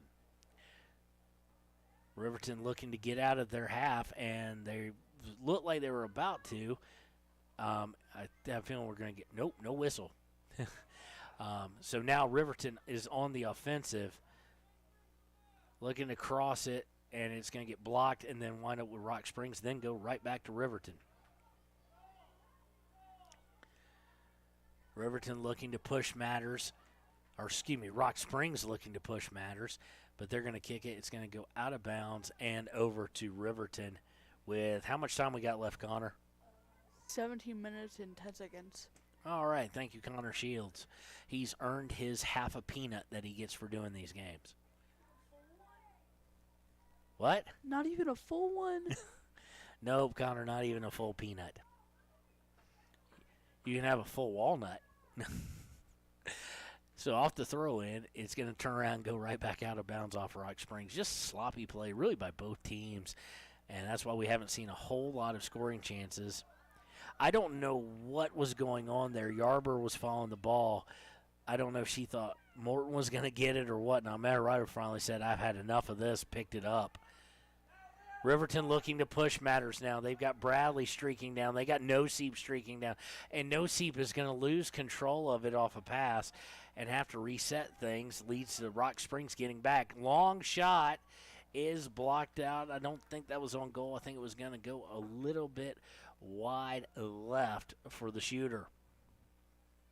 16-10 to go in the ball game. In the match, excuse me. I got to get back into soccer terminology. Rock Springs now with it, trying to figure out how to get a goal here, and they lose control of it around midfield, where a lot of action has taken place since the first half of the halves, like not even the first half, really the first third of both the first half and second half. Riverton able to dominate possession, but since then, a lot of midfield play and some Rock Springs play. Rock Springs looking for a long outlet pass, and it's going to slowly roll all the way over the end line, way off target, way too long. As much as I say Coach Santee's probably not real happy today, Coach Braxton Rosette is not happy with the Lady Tigers of Rock Springs either. It'd be one thing if this would have been a well-executed game between two really good teams. It hasn't been well executed today. So, reminder that we will have the Wolverines and Tigers boys action following this game. About 20 minutes or so, 15, something like that. Got to get used to the breaks here, and we'll see that. Long shot put on target, but it just hung up there, as they would say in baseball, like a can of corn, and easily handled by Mejarado, the goalkeeper, at just around the 15-minute mark left in the game. Bradley looking to bring it up. Bradley gets shoved off the ball. Gets it back, though, after interception of the pass, and now looking to work its way downfield. They're coming down the left is Riverton around the 5. Looking to cross it. No, not looking to cross it. Looking to shoot. Shot is going for the short side of the goal. Easily handled by the keeper for Rock Springs. So 14-15 to go. Still 1-0. And this goal kick had absolutely no spin and not a whole lot of distance to it. So Riverton able to get control of it, or I should say the punt. Paskett looking to bring things across, unable to do so. Now looking to bring things up, and Rock Springs is going to, instead of facing Fossey, they're going to kick it out of bounds right about even with the 6 or 7 yard line, maybe 8. Under 14 to go, 1-0.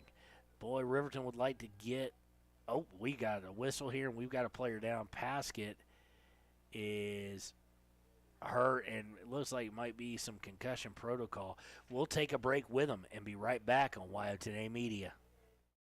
Riverton Vision Center offers comprehensive eye health exams, highly trained staff, and a large selection of fashion eyewear and sunglasses. Dr. Frazier, Dr. Hinkle, Dr. Ballard, and Dr. Davis offer over 70 years of experience. Call Riverton Vision Center at 856-9451 to schedule an appointment today.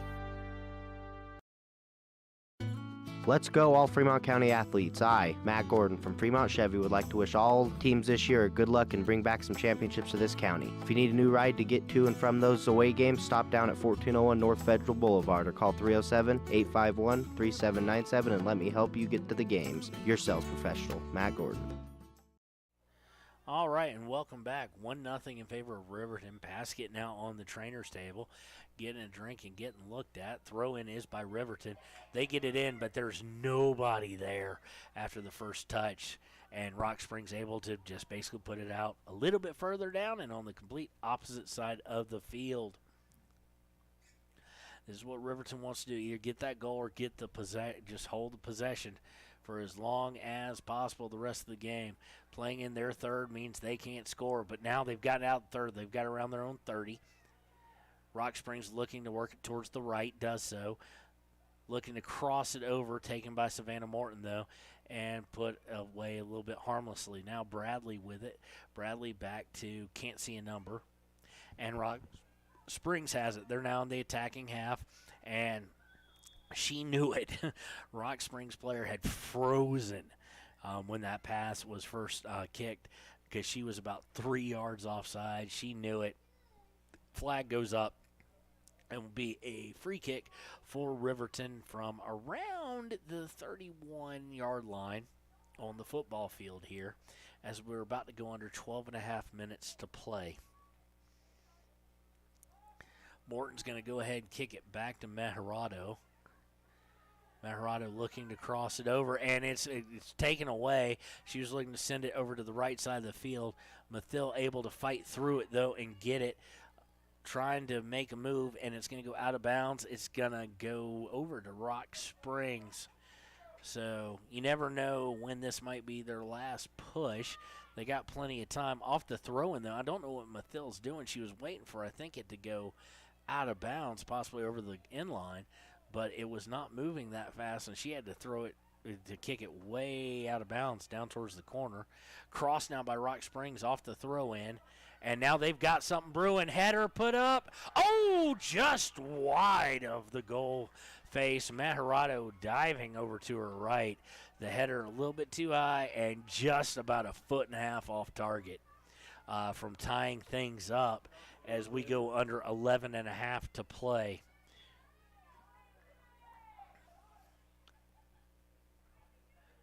Riverton looking to free kick it. Savannah Morton on the goal kick. Right to a Rock Springs player, though. And that is not like Savannah there. Just not well played. Now Rock Springs with another chance. Crossing in front of it. Nicely done by Yarber. And the mess is cleaned up. But for now, as Rock Springs on the recipient again of a missed time pass. Looking to go down the left. Looking to cross. Puts it in. Morton able to chest it down, puts it high. It's going to bounce around the 31. And now we're going to see some fighting over the ball between Sealy Morton and Rock Springs. And they are going to say the foul there is on Corbin Hay. So to allow a free kick by Riverton as we're about to go under 10.5. Morton gets it up to Anderson. Anderson gets it back over, gets it over and then back. She's looking to put it across the front. She did so just a little bit out of target and cleaned up by the keeper with 10:19 to play in the match. This one a little more traditional, got the right spin and goes a little bit further for the keeper. Goal punt's not her thing, I'm guessing. Taken away by Mattel, nicely done there, playing physical. Gets it to Fossey. Fossey was looking to get it to Sealy Morton, but just didn't put enough on it. Taken away by Rock Springs, back up to Mattel. Mathil. I was told that's exactly how it is. And we're going to get a foul here called against 24, Riley Johnson. So go over to Rock Springs. You expect they're going to start sending more and more forward as we're under 10 minutes to play in the match. Corbin Hay going to look at putting it forward. Does so, and we've got a whistle. This again on Riverton, and it'll lead to a free kick from the 20. Let's see what happens here. Rock Springs trying to tie it at the 9:11 mark. Putting it low and off target, was going directly for goal and missed it by a good 10 or so feet and allow Meharado or Morton to unleash a goal kick here. I'm guessing Morton. She seems to have taken all of those, and she is here with 8:50 to go in the game. She wants it on the other side. She's going to put it on the other side. Low kick and right to a fellow Lady Wolverine. Looking to bring it up the left side. Gets rubbed off of it, though. Rock Springs definitely playing more physical than Riverton right now. Looking to get it in, unable to do so, but Rock Springs still with control of it. 8:20 left in the match. Riverton with a slim 1-0 lead. And we've got another whistle. They're going to say this time against Rock Springs. So free kick around the 28-yard line on the football field for Riverton. And this is where you see a little gamesmanship generally out of a soccer team. Taking your time, getting it. But no, they've moved in a hurry on it. And they lose control of it about 50. Usually you'll see them slow down, just walk with a pace. And the ball's going to be kicked out of bounds after bouncing around after Rock Springs gave it back up. It's going to go out, and it's going to go over to Rock Springs. On the inbounds, though, taken by Riverton, working down the left side. Nice stop there, looking to cross it, and a pass to Rock Springs. They're just not communicating, as we heard Coach Santee had gotten onto them earlier. But Riverton able to take it right back and looking to work their way down. Under 7:20 to go. Possession almost as important as a goal, although a goal right now, put up 2-0, ends this thing. And we've got a foul here whistled. It's going to be Riley Johnson was the recipient of the foul. And so it's going to go over to Riverton with a free kick from around the Rock Springs 35-34. Let's see what they decide to do with this here. Morton with it. Morton's going to try and put it on goal. And it's stopped. No, it's not. She lost control of it, and it's going to just bounce around. Gets it out a little bit. Nicely done by Matt Hirado. Gets it out again. Now Rock Springs, is going to be looking to go. Foul, yes, by Riley Johnson. Nothing overtly because the Rock Springs player really stuck her leg out there as if to try to draw the contact. Smart play by her if that was indeed the case. And no, they carded her. They yellow carded her for that. Having been a soccer ref in my past, having coached soccer, I don't think there was any kind of dangerous play there. If by anybody, the dangerous play to me was more so by the Rock Springs player with her leg way up high. And y'all know from basketball, for those who've never heard me call soccer, I will give it to you straight. I won't sugarcoat it just because we're cheering on the Wolverines here and whatnot. So I didn't think that was deserving of a yellow. But yellow nonetheless, so a warning against Riley Johnson comes with 6:23 to play in the game. Off the free kick, though, Riverton able to get a hold of it and will be looking to march forward. And now they've got numbers. 3-on-2 if they get down there and don't pause. Looking to center for Olivia Bradley. Gets it to her, but she gets rubbed off the ball. Rock Springs takes control of it, but not for long, as now they will fight for possession. Rock Springs going to send it way out of bounds on the far side, so Riverton will be looking to throw in as we've gone under 6 minutes to play. That was probably, Connor, the best chance that they've had in the second half. Really not much, and I'm going to tell Connor to put his headphones on now. Looks all professional, like Howard Cosell, if he was a lot younger and smaller. Well, if he was alive, I guess. All right, so Riverton looking here. They're going to wind up getting a corner kick out of it, it looks like. Yes, they are going to get a corner kick, and they flirted with a bunch of other stuff, but Savannah came up on this one. This being an important one. Puts it across the mouth of the goal. Headed up by Rock Springs and headed out of the box by Rock Springs. Mathil pinching up, able to get it over, and looking at the goal, and it's just going to be a real weak shot. Bounces about 3 yards in front of the keeper, able to run underneath it with under 5 to play. So now you would figure, oh, not a good punt by the keeper. It went out of bounds. Not what you want to see. You'd rather see her throw it even there.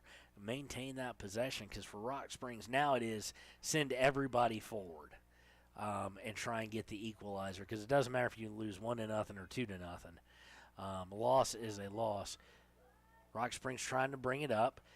Yarber able to stop it. And now a bad mistake by Riverton, and Rock Springs looking to pull it up or push up. Yarber able to step in front of it, gets it out to midfield, stolen away, and now going to be sent right back by Rock Springs, but Riverton able to get it back past midfield. And now we're doing the ping pong thing between the 40s. Yarber able to get it. Now crossed over.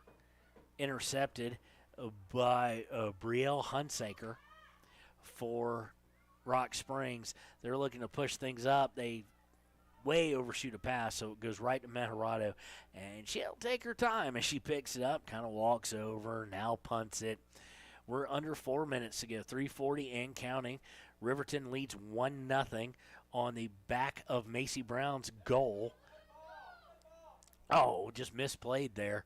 A chance potentially for Celie Morton to get a breakaway, but she went up for trying to get her foot on the ball too far in advance of the ball, so to speak. And we've got a signal here. Macy Brown coming in for Celie Morton. It'll be a throw-in by Riverton, so we got a substitution. 3:21 to go.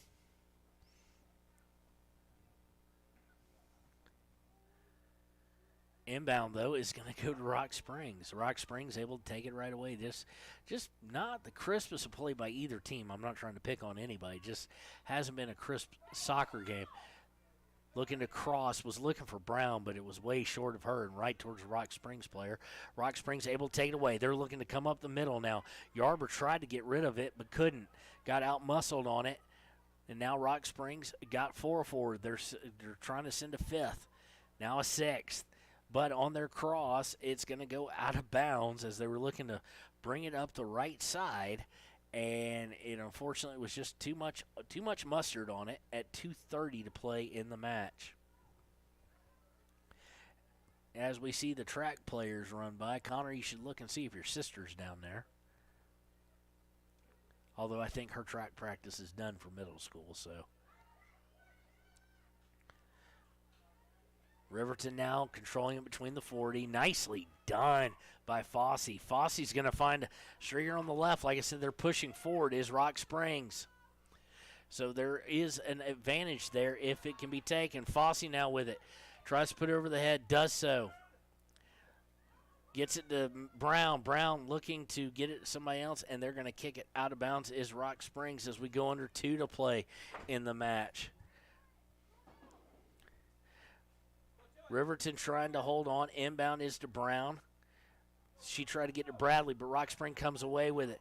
Rock Spring's not having a number, and oddly enough, the midfielder's not sprinting up to pinch up and taken away by Riverton as they were sending everybody back. Fossey with it, around the 40. Under a minute 30 to go. Brown looking for it, then Rock Springs takes away. Rock Springs looking to work, looking for a back heel pass, but it wasn't there.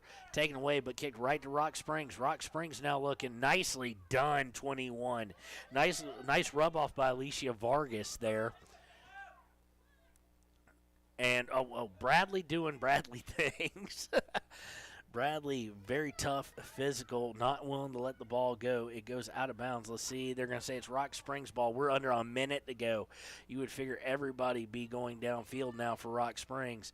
Yarber off the inbound, able to take it away. Sent out of bounds by, I can't read the number. So by Riverton nonetheless. And now Rock Springs having a hard time holding the ball. 40 seconds to go in the match. Going to be inbounded. Well, she's got a cannon for a throw at least. Rock Springs looking to push it down. Yarber kicks it out of bounds. 30 seconds to go. Rock Springs having to move with some sense of urgency in a big way. Heel kick, no good. Taken away by Mathill. Mathill, 19 seconds left. Loses it. Goes out of bounds. Rock Springs, Morton able to chest it down.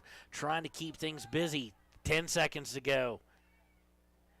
All they need to do is get one clearance. They cannot get Rock Springs turns. Tries to put on, blocked by Morton. We've got 1 second, and that's it. That is the match. Riverton will claim victory 1-0 over Rock Springs. And we will be right back with let's see if we can get a post-game thing up here. Nope. But we'll be right back with our player of the game right after these messages. From one corner of the state to the other, over 82% of Wyomingites wear their seatbelts. And to the 18% who don't, we say, let's buckle up for life, Wyoming.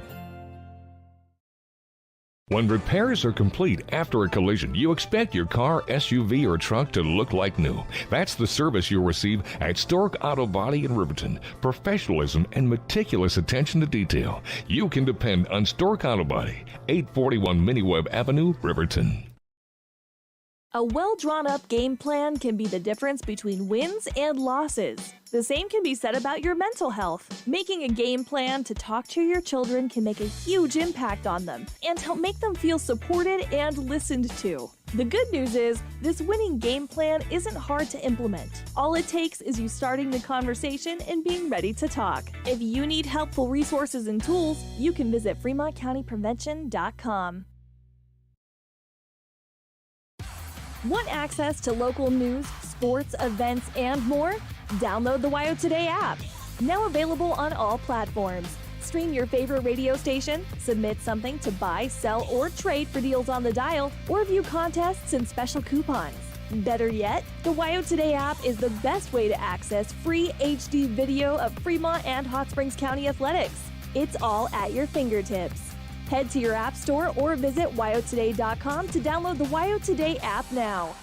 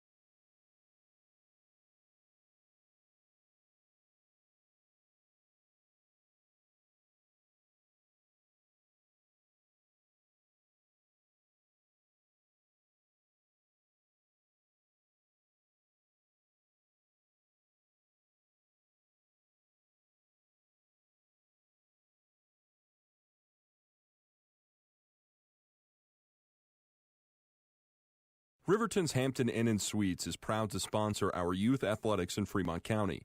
Fremont County school athletics provide our youth timeless experiences and lessons that can lead to success for life. Setting goals, teamwork, and hard work make young athletes into good citizens. Why should you choose Lander Medical Clinic or Western Family Care for your health care? In addition to 4 locations in Fremont County, they also provide telehealth. Telehealth can be your go-to answer when you're out of town, on the road, or just can't get to urgent care. All you need is a good internet connection. To schedule a telehealth appointment, call 332-2941 today. That's 332-2941. Lander Medical Clinic and Western Family Care. With telehealth, they're putting your health first every time.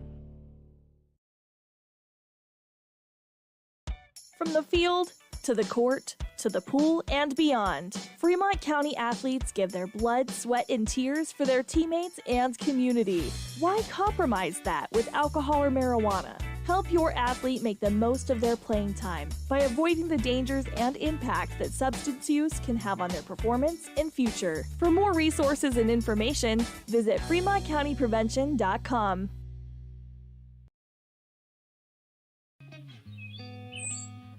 It's more than clocking in or collecting a paycheck.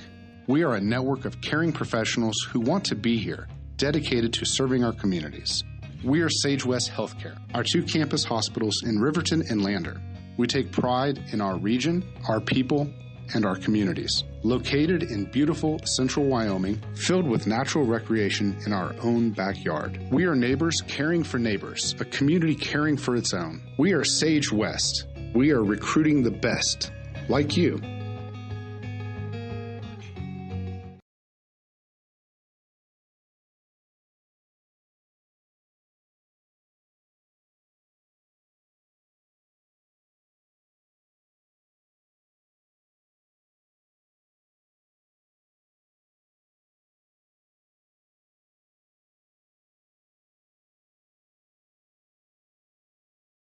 Your car or truck is an investment. When it needs repairs, you need someone you can trust to do the job right. Take it to Gunner's Automotive. They repair all makes and models of cars and trucks, from oil changes to brakes, tires, and more. Gunner's Automotive, 856-2288. And welcome back to Wire Today's coverage of Riverton High School soccer. Again, the Lady Wolverines are victorious to move to 6-0. Winning 1-0 over the Rock Springs Lady Tigers in their first game at home. We are joined by our Gatorade player of the game, Macy Brown. Macy, what's it feel like to finally get a home game? It feels really good. It's been a long time coming, so yeah, it's exciting. We're glad to finally be on the turf. So, showing the opportunistic ability there as the player had fallen down. And what kind of went through your head? How were you able to stay so patient and just wait on the goalie to kind of commit? Well, I kind of thought the goalie was going to come out at me. That's why I kind of waited a little bit, but she didn't. So it worked out for me, and it worked out for our team well. But, yeah. Your team started both halves very strong with a lot of possession. Then as the halves went on, it kind of flipped. Yeah. What did y'all see there? What was it, just the nerves of being at home, or was it something that needs to be addressed? I don't really know if it was nerves. Our first practice on the turf was yesterday, and then we had spring break before that. So it's kind of just been, we've had a lot of downtime. So I think we got really tired, and we weren't playing our best soccer today. Like you said, starting the halves, we were challenging the ball really well. Had a lot of good possessions, but I think we just kind of got tired and didn't play our best soccer that we can. Well, you do move to 6-0, but this is a week. You've had a lot of weeks with not a lot of soccer. This is not one of them. Yeah. Got Star Valley on Friday and then turn around the next morning and drive to Jackson Hole. What do you look forward to coming off of this win? You're 6-0 now, tied with Thunder Basin in 4A, one of the top 2-3 teams in the state. What do you see as a senior leader that this team needs to work on for the ultimate prize possibly in the future? I think we really need to focus on working together and moving the ball around. I feel like overall as a team we do pretty good with that, but there's always room for improvement. So I think that's what we need to do. Well, we want to thank I almost said Coach. We want to thank Macy Brown for joining us here. She is our Gatorade player of the game. We'll be right back with the Wolverines and Tigers in boys action after this on Wire Today Media.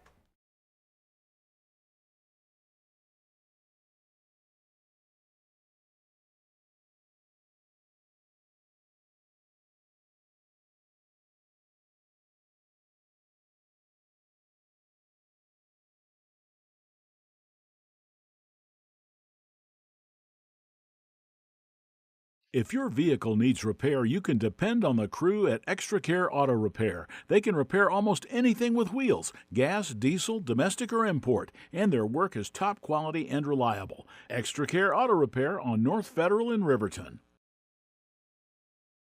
From the wide open spaces to the canyon near you, Wyoming.com is reaching more homes. Is your resolution this year to be healthier? You may have made a commitment to improve your physical health, but don't forget about your financial health. Atlantic City Federal Credit Union is listed as one of the healthiest credit unions in the U.S., and we are the healthiest credit union in Wyoming, according to depositaccounts.com. Don't risk having your accounts anywhere else. Become a member today and accomplish your first resolution by becoming healthier. Financially speaking, that is. Federally insured by NCUA. Open your eyes to a credit union. Atlantic City Federal Credit Union. We believe that everyone deserves a second chance, including us. Hi, I'm Brian Robacher, CEO of Atlantic City Federal Credit Union. And if we said no to you in the past, I'm asking you for a second chance too. In the midst of everything happening, we are committed now more than ever to second chances and when it comes to your finances. An auto loan for your new car, business loans, home loans, and more. Give Atlantic City Federal Credit Union a second chance to give you a second chance. We've been helping our community thrive since 1964, and now it's your turn. Visit AtlanticCity.coop to apply today. Atlantic City Federal Credit Union, federally insured by the NCUA.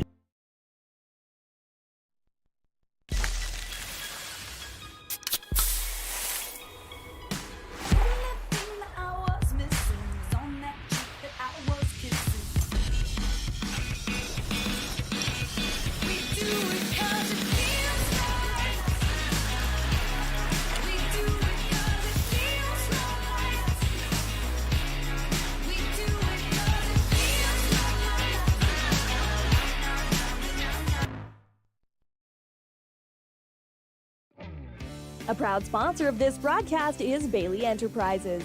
For over 50 years, Bailey has become the name you can trust. With Pit Stop Travel Centers, you can fuel up and stock up on trip snacks at locations all over Fremont County. You can also put your trust in Bailey Tire and Auto for service to keep handy for those times when your luck runs out on the road. Refresh at the Speedway Cafe with a dine-in meal or a round of carry-out with a variety of specials to keep you going. Go with Bailey.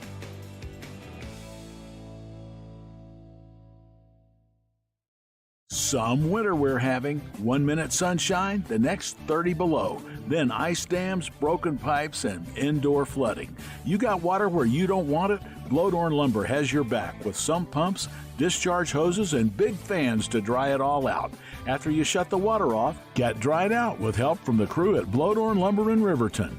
They have what you need to get your life back to normal. And that's a good thing, because we have a lot of winter left to go. Blowdorn Lumber, 1202 North Federal in Riverton.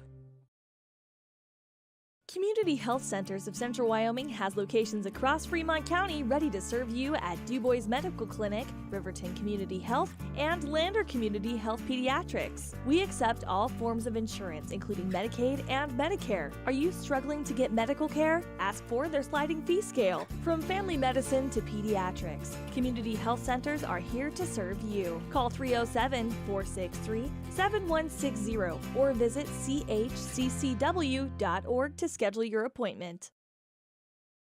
Central Wyoming College now offers Bachelor of Applied Science degrees in Early Childhood Education and Organizational Management and Leadership, with an emphasis in outdoor education, tribal leadership, or business and entrepreneurial leadership. CWC offers 3 ways to learn: online, virtual, and in person. Learn, grow, lead, and advance at Central Wyoming College. CWC is leading the way with expanded programs in the Bachelor of Applied Science degrees. You need an oil change, but you don't have a lot of time. Expressway Lubes on South Federal in Riverton and Highway 789 in Lander provide a fast, professional lube, oil, and filter change. Expressway Lubes, locally owned and proud to support our local student athletes.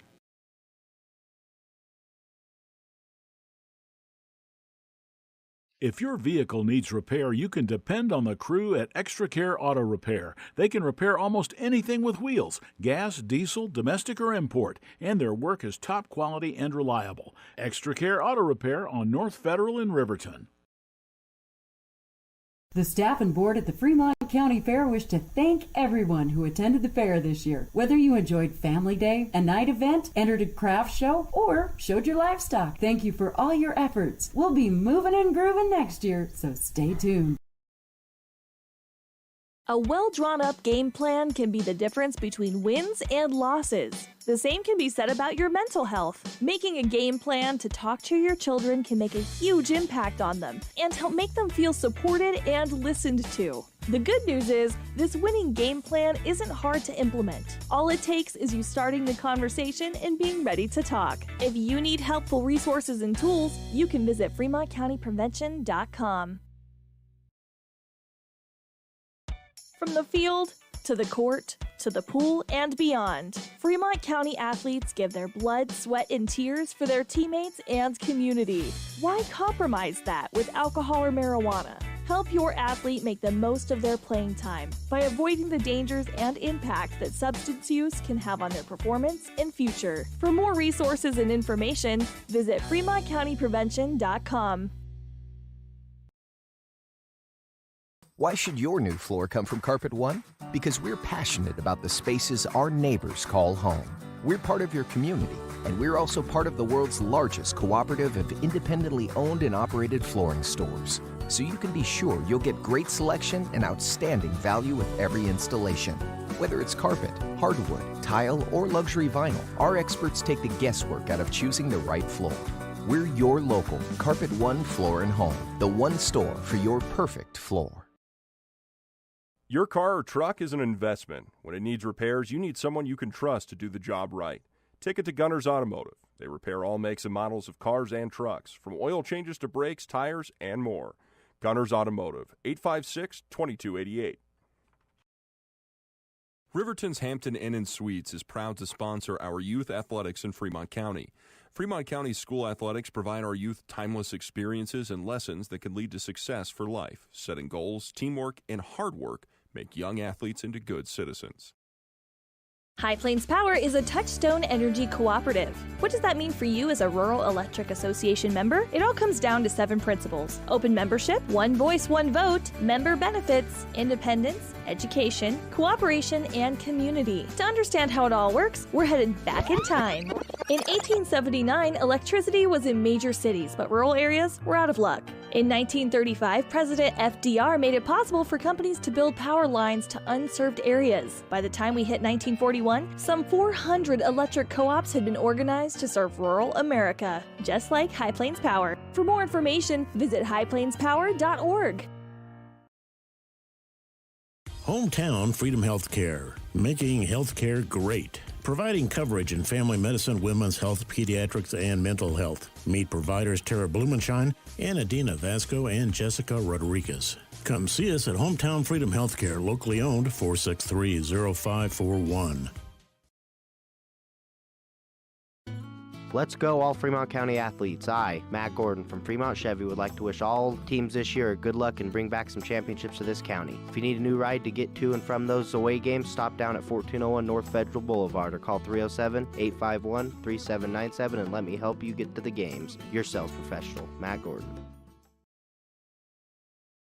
Natural Health Solutions offers treatments for a variety of conditions, along with nutritional counseling, chiropractic, acupuncture, and more. Treatment plans designed individually to optimize your health. Call for an appointment, 856-8181 today.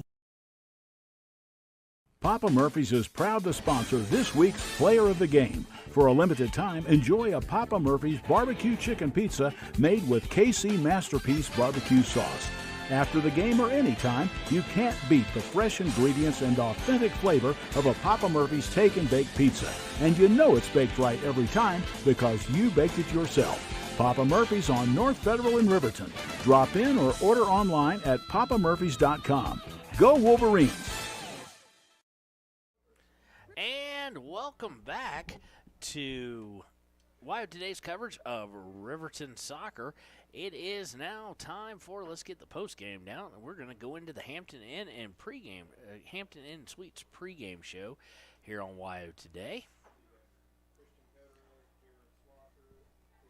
Riverton coming into this game looking to right some things are the boys. It has been, shall we say, a rough season. The boys have only scored 3 goals all season. They've been shut out 3 times in 5 games. The motto for the season is back to our roots. So they've really got to figure out what those roots are and figure out a way to get some scoring in. Sean Carruth, congratulations to him. He did sign with Jamestown College to play at the next level. We do have several players doing Mohawks as well to help with the bond. This is a game that was originally scheduled for 4-6, but of course, weather. So, as has been the thing, it is gorgeous out here. If you're just now about to get off of work, come on by. Riverton High School, we're in the football stadium. That's where soccer takes place, and it is absolutely gorgeous today. We reached 70 degrees, ladies and gentlemen, and to think a week ago we had a blizzard. And we're going to roll right in to the Sutherland starting lineup as we normally do with first games. We're going to call off everybody as we're learning the lineups just like you are. The Sutherland starting lineups for the entire roster of the 2023 Riverton High School Varsity Boys Wolverine Soccer Program. Our number 0/3 goalkeeper Riley Murray. Number 5, Marcus Meharado. Number 6, Jack Anderson. Number 7, Aiden Jones. Number 8, Trenton Weber. Number 10, Jackson Larson. Number 12, Hunter Saltzgaver. Number 13, Aiden Kelly. Number 14, Logan Davis. Number 15, Jackson Hill. Number 16, Zachary Osborne. Number 22, Brady Howard. Number 23, Christian Nemo. Number 24, Jordan May. Number 28, Ethan Tarango. Number 32, Ruger Stoll. Number 33, Sean Carruth. Number 34, Jacob Hull. And number 36, Braden Sears. Your head coach of the Riverton High School Varsity Boys is Brady Samuelson. He is assisted by Nick Fenton. The head JV coach is Jeff Carruth. Volunteer assistants are Josh Saltzgaver, Aziz Wahid, and Jesse Cornejo. Trainer is Paige Nolan. Managers are Aubrey Javni and Cambry. Cambry and Aubrey Javni. I hope I'm pronouncing that correctly. Keys of the game are really simple here for Riverton. Score. And it's something they have struggled with mightily. First game at home, get on the board, play aggressive, and let the chips fall where they may. We want to thank Sutherland's for sponsoring the lineup and the Rangers for sponsoring the keys to the game. And we'll be right back with the home opener for the Riverton Wolverine boys soccer program here after these messages on WYO Today. Comprehensive eye health exams, highly trained staff, and a large selection of fashion eyewear and sunglasses. Dr. Frazier, Dr. Hinkle, Dr. Ballard, and Dr. Davis offer over 70 years of experience. Call Riverton Vision Center at 856-9451 to schedule an appointment today. Visit Lander Gambles to make your home feel like new. They will beat any competitor's price. Stop by to speak to one of the sales agents or visit LanderGambles.com. Lander Gambles will help you find the perfect product that fits your budget and lifestyle. Lander Gambles, 420 Main Street, Lander, Wyoming. Why should you choose Lander Medical Clinic or Western Family Care for your health care? In addition to 4 locations in Fremont County, they also provide telehealth. Telehealth can be your go-to answer when you're out of town, on the road, or just can't get to urgent care. All you need is a good internet connection. To schedule a telehealth appointment, call 332-2941 today. That's 332-2941. Lander Medical Clinic and Western Family Care. With telehealth, they're putting your health first every time.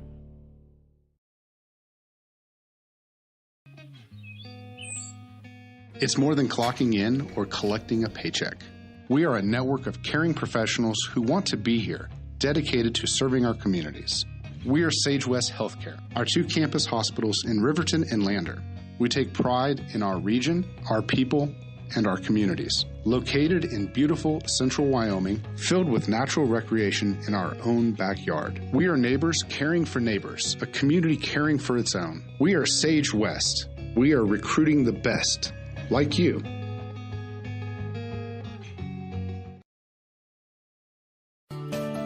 Snyder Signature Properties would like to give a huge shout out to the local sports of Fremont County. They are here to support your team and your local home real estate needs. Call today to see how Snyder Signature Properties can help you buy and sell your next property. Good luck to all Fremont County athletes. When repairs are complete after a collision, you expect your car, SUV, or truck to look like new. That's the service you'll receive at Stork Auto Body in Riverton. Professionalism and meticulous attention to detail. You can depend on Stork Auto Body, 841 Miniweb Avenue, Riverton. The choice is yours. Sutherland's Friends of the Family Plus Consumer Credit Card lets you choose from 5% off instantly at the register or special financing on qualifying purchases. That means no forms, no waiting, no rebates. You can choose 5% off instantly with your Sutherland's credit card. Got a big project? Choose special financing. The choice is yours with Sutherland's Friends of the Family Plus Consumer Credit Card. Subject to credit approval. Minimum monthly payment required. See store for details. Only at Sutherland's. And welcome back to Wide Today's coverage of Riverton High School soccer. It is now time for the gentlemen to take the pitch, and let's get the scoreboard all reset and stuff like that. So it's back on 0-0. Riverton going to be looking to not get shut out here. They have been shut out 3 times in 5 games this season, including their last 2. Rock Springs will start with the ball. Now, Riverton's never going to be a high-scoring team just simply because of the formations they set out do tend to lean defensively in nature. But they do have Sean Caruth, so anything can happen. Saltzgaber now with it. He looks to get it up to Jackson Larson. Larson looking to come down the left side. It's going to be picked up, though, by the goalkeeper for Rock Springs. So nice aggressive start there as we saw Larson and Saltzgaber working together. And now here comes Rock Springs working down the right side. It's going to go out of bounds, however. He lost control of it. Did Carson Curtis, senior defensive player for Rock Springs. Inbounded, trying to shove it forward to Saltzgaber, to Larson. Taken away by Rock Springs. Rock Springs looking to move in, and they've got a guy who's got an advantage. He's going to take it down towards the inline. Nice heel step back there. Being guarded, trying to take it out of bounds. It goes out of bounds, and it is going to go over to Riverton. Nicely done using his body as a shield by Hill there, the senior defensive man for Riverton. And the boys' jerseys, a heck of a lot easier to see as they got white numbers on a red and black background. Of course, as a University of Georgia grad, got to applaud the red and black, right? Right, Connor? Yes. As Connor's wearing his Georgia colors tonight.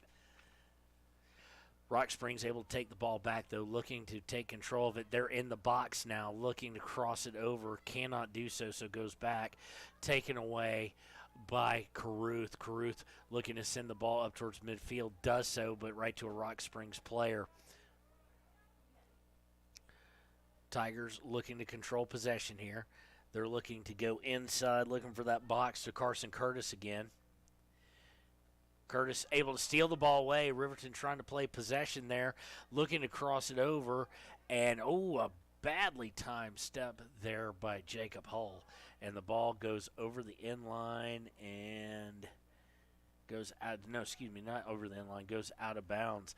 Almost looking at a corner there or something far worse on that misplayed ball. Looking to throw it in. Average kind of throw in by Rock Springs, looking to work their way towards the middle with the ball. Riverton now with it, but they're going to lose possession of it. They lose possession in their own half, not really third yet. And immediately Rock Springs sends into the third, and it's going to go over the inline, and that should be a corner kick for Rock Springs. So second dangerous moment, the first one being that misplayed ball by a Hull. Now we're going to get a little more traditional dangerous moment as a corner kick will be ensuing here. No one seemingly wanting to take it. No, they're going to say a free kick, not a corner kick. They're going to call the foul there. So he'll be kicking it from the corner area, but about 10 yards closer to the box. Or not 10 yards, more like 8 yards. Rock Springs eyeing it up. Let's see what they do here. Trying to pop it up, and it's going to be taken by Riley Murray, the goalie. He got up, skied for it, got both hands on it, and will look to clear it away. He'll look to roll it out. He rolls it over to Stoll. Stoll looking to cross it over to Caruth on a deep pass, does so, but Caruth is going to lose control of it, and Rock Springs now has it. Rock Springs looking to come down the left. Nicely done as it's rubbed off by a Riverton defender trying to get a number on that. Can't see him all that well in the front, but can on the back if he'll turn around. Looks like it might be a 5. No, it's not a 5. Let's see, it's got a 5 in it. Maybe Jackson Hill there, actually, number 15.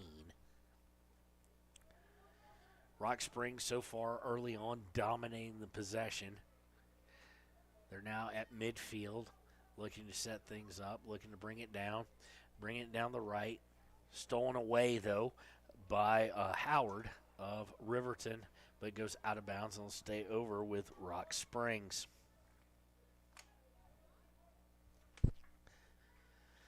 $35-18 to play in the first half. Ball is now out of bounds, going over to the Wolverines.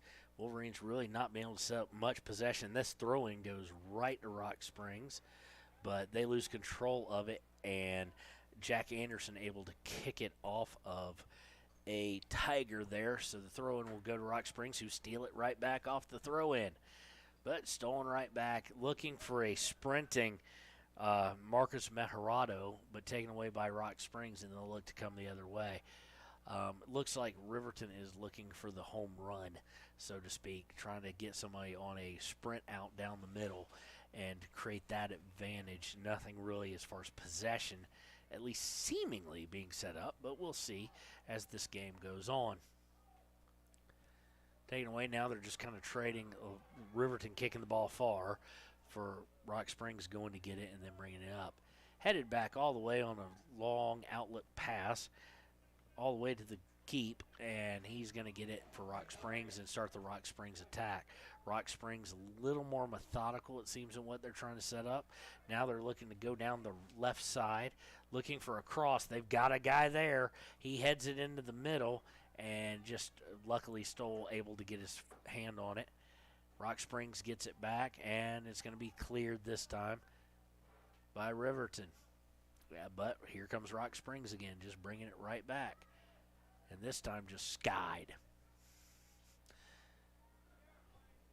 Fighting for the ball is Mejarado. And Rock Springs will kick it up and try and get into the area, the attacking third. They do so, but not before Riverton can actually get rid of it. And again, they find Mejarado, and now it's going back towards the keeper for Rock Springs. This one, they will look to get over to the side, but nicely done. This wasn't just clear out of bounds. It was taken by Rock Springs, made some distance, and then got it off a Riverton player. And it'll go out of bounds over to Rock Springs with, what's the clock say, Connor? 33 minutes. 33 minutes to go. Thank you, C. Okay, well, rinse, wash, and repeat. Thrown in off a Riverton player and goes out of bounds about 10 yards further downfield. Are we going to do that again? Yep, we're going to do it this time. This time it's 20. 20 yards downfield, so rinse, wash, repeat. Rock Springs definitely being the more methodical right now. This time inbounded low. This time it's just taken away, but Rock Springs able to get it right back before they kick it out of bounds, so it'll go over to Riverton.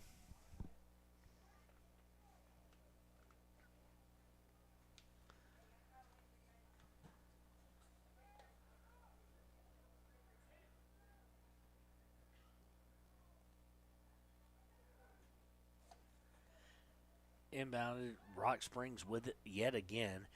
They're just trying to chip away, trying to get into that box, having a little bit of problem with it, but nothing overly severe yet. This time they almost had a shot at it. Goalie able to get in front of it. Goes out of bounds. Careens out of bounds and will stay with Rock Springs. Inbound is thrown in. Riverton able to clear it slightly before Rock Springs able to go back and get possession of it.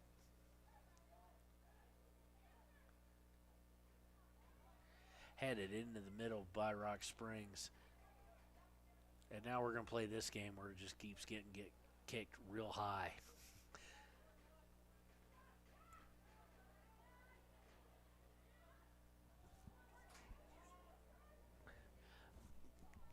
Looking to bring it up.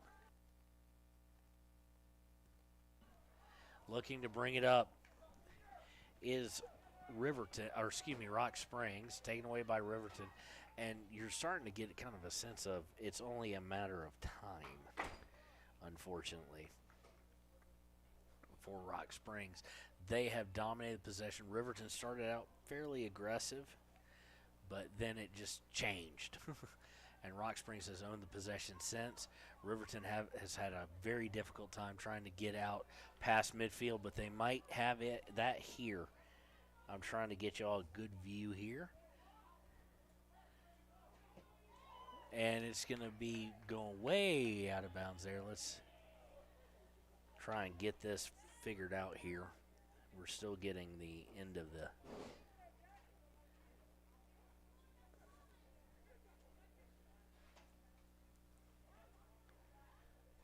Inbounded by Riverton. Riverton looking to push. This is the longest they've actually had it in the attacking half, or should I not say attacking half, Rock Springs half. Rock Springs, though, takes it away, and now they're looking to move. Intercepted by Riverton. Riverton looking to push up the right and just goes a little too far out. Let's see if we can get you a tighter view here. And pay no attention to the crazy guy up here making the camera move back and forth. I'm just trying to get you a little bit closer view of the action here.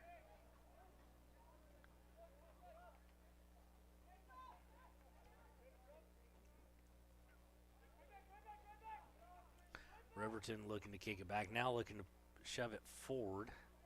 Ball in air. Rock Springs trying to get back on path. And this is the most sustained pressure that Riverton's had 2 times now in the half. Still 0-0. 29 minutes exactly left in the first half. Rock Springs trying a long outlet pass. And now they're free. Now they've got numbers. Nicely done by goalkeeper there. Nicely done by Riley Murray as he slid in there. And we've got a player down. So we will take that break with them as they tend to the injured player and be right back on YO Today after these messages. At Teton Therapy, our people make the difference.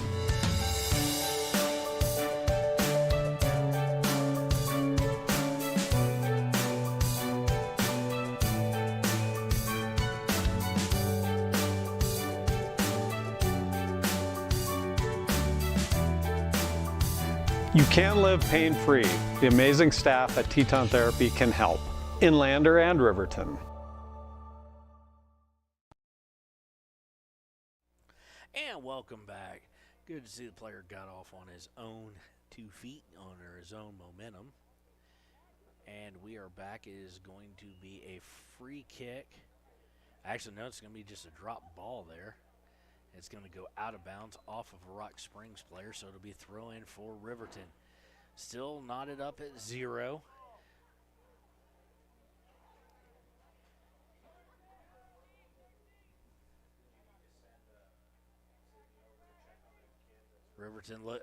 Rock Springs looking to shove it in the box again. This time, Weekly and Riley Murray able to take control of it. I almost always want to say Kyler with him. I don't know why. They look nothing alike.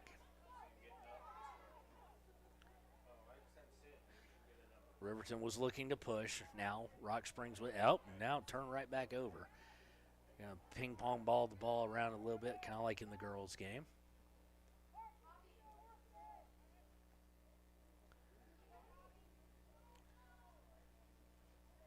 looking to move things. Rock Springs trying to get back to their methodical ways. They'd kind of left it a little bit. They'd gotten a little too antsy or something of that nature, and now they're back to it. Looking to push up, they do so, but unfortunately for them, taken away by a Wolverine. Wolverines looking to get the ball out of trouble, do so, but have nothing as far as offensive laid out in order to respond. Trying to do so now. Rock Springs able to clear it past the 50 and taken away.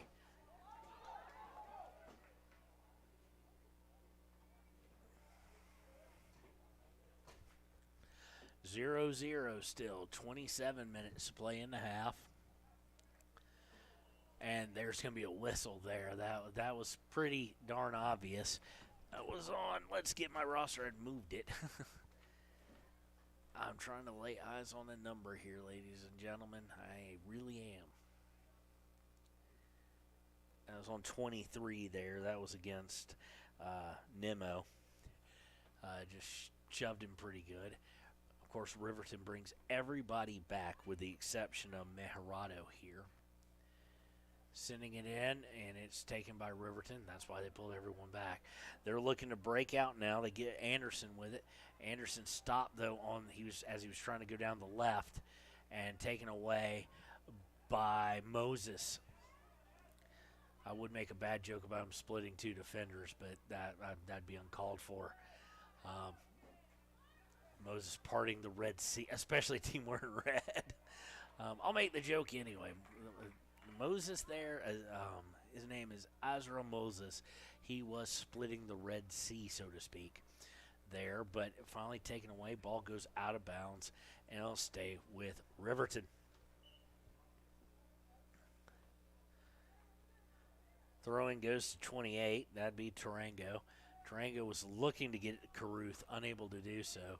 Caruth not had a whole lot of touches here as of late. And a nice long cross by Rock Springs. They've got a guy in the box now. He tries to go against his momentum, turn and shoot. It's a shot on goal, but there was nothing to it. Easily cleaned up by Riley Murray. Murray looking to punt it, and this thing goes from about the 5 to the 25 on the other side. And it winds up with Kelly. Kelly looking to, he turns it over. So as soon as I look down for his name, and here is Rock Springs again. Nicely done by Murray to send it aside. Came way off his line. If he mistimed that by just a split second, though, it could be very bad. Rock Springs starting to get a little more aggressive and see a little bit more success as far as going in. It's going to be kicked out after being thrown into the box. So Rock Springs, will be throwing it in. They're starting to get a little deeper and a little deeper into the yardage box, and that can be dangerous. Number 2, I'm not sure what Christian Perez was doing there. He had a look. He puts it on goal. Goal! As soon as I say he doesn't know what he's doing, he does wind up getting free and putting it on goal. He had a chance to put it on goal previously to that. I'm not exactly sure exactly what he was trying to accomplish, though. But it is a 1-0 in favor of Rock Springs. That comes at the 24-20 mark. Perez with the goal. He is a sophomore midfielder, number 2. And Riverton trails. Riverton goes ahead and kicks off, and they're looking to just kick it way downfield after kicking it back. No possession to it. It's going to be kicked out of bounds by Rock Springs, though, so Riverton will have a chance to throw it in here in the Rock Springs half. They do so looking to get the ball to Mejarado. He looks to go towards the corner, and he's going to get it to go off of Rock Springs player, and it will set up a corner kick here, a chance to answer back. And Connor, let's not ignore the camera. Let's make sure we get the goal here. Caruth switches out, and it's going to be, I can't see the number from here. Goal kick is low. And it's going to be kicked, and it's going to go off of, they're going to say it last went off of Riverton. Really not a whole lot of danger there. and it will go a goal kick for Rock Springs with the 1-0 lead.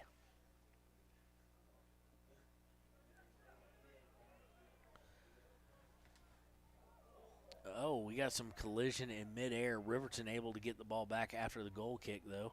Gives it right back, and let's see what happens here. Caruth trying to work his way in there. Got a piece of it, but not enough to maintain the possession. And here comes Rock Springs, but they're going to have it go up and off the head of number 17, that being Carson Curtis, senior defenseman. Inbounded quickly by Riverton. Aiden Kelly with it. Aiden Kelly was looking to split it and get to Hunter Saltzgaver, but it's going to be too far. Go over the end line and go to a goal kick for Hudson Conrad, the keeper of Rock Springs.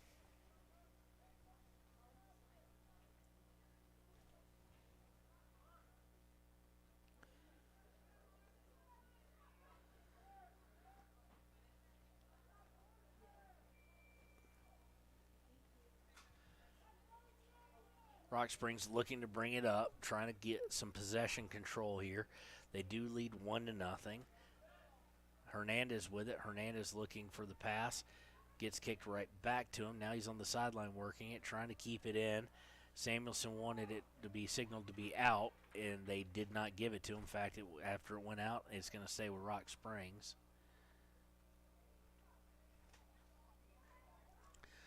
Inbounded, and now they're going to fight over the ball. Rock Springs able to spring a guy free, but the pass was just a little too far, and it was aimed out of bounds by Hill of Riverton. So we'll move about 8 yards closer and do that again. Inbound on a cross by Rock Springs from Perez. Looking to get it over to the left, looking to bring it in. Stopped by Riverton. But right back to Rock Springs, right around the attacking, the entryway to the attacking third. Turnover. Riverton able to get a hold of it now and gets it clear. Goes out of bounds just shy of midfield with 20 minutes and 58 seconds left in the half. We've almost played the equivalent of a quarter, and it is 1-0. Perez with the goal for Rock Springs. This game has very much mimicked the Riverton girls earlier, except for in the opposite way, but same style of play really to start early, about midway through the first half goal. Now hopefully Riverton can, one, get a goal that Rock Springs Lady Tigers were unable to get, but also number two is that they can hold them like Rock Springs held the Lady Wolverines in the rest of the game. So working on the right is Riverton, getting it to Caruth. Caruth sends it forward and sends it too hard with too much momentum. It's going to go out of bounds and over to Rock Springs right around the 35. Off the throw-in, stolen away. Now they get to Mejarado. Mejarado coming across. He's going to go to Kelly. Kelly back to Mejarado, leaves it behind for him. He looks across it over, and it's going to go out of bounds off of Mendoza of the Tigers. So Mejarado will be throwing it in right around the 20-yard line. Actually, no, he's going to drop the ball, and they're going to have Brady Howard come over and throw it in. Howard with the throw in, right to Rock Springs, and they clear it away. Looking to maintain some possession if he can get past him. Nope, he cannot get past the Riverton line of defense, and Riverton's going to clean it up around the 40-yard line. Bad pass, a little not well executed, but Riverton able to take it right back. They're looking to get it Caruth. They finally do. Taken away from him, but it goes right to May. May has it stolen away, and Rock Springs will look to bring it up. Taken away, nicely done by Nemo. But Rock Springs takes it right back. Stolen this time again, but right back. But Riverton is getting closer and closer to the goal box. Looking for a long outlet pass, and they get it, and they're going to say, oh, he went out of bounds. Looked like a nice play there by Rock Springs, but unfortunately for them, it does go out of bounds and will go over to the Wolverines.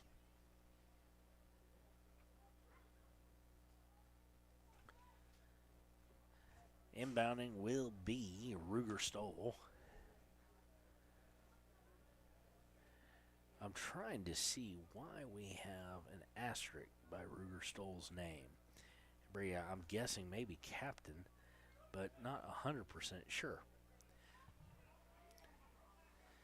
Rock Springs comes away with it. Rock Springs looking to push. They go for the center, and it's going to be cleared by Howard. But Rock Springs not resting on their laurels, coming right back into the attacking third, looking for a cross, and that's going to be cleaned up by Riley Murray. Riley throws, he's got an arm, no doubt there. Gets it all the way up to Kelly. Kelly looking to go downfield with it, but he is cut off, stolen away by Rock Springs, as we are now at how much time? 17 minutes and 20 seconds. Thank you, C. Coming away with it is Rock Springs, though. Rock Springs keeping the pressure on. Oh, and they just missed a guy. They had a 2-on-1 potentially in the makings, and he was going for the far guy instead of the near guy. Cleared away by Riverton. It's going to go off of Rock Springs and out of bounds.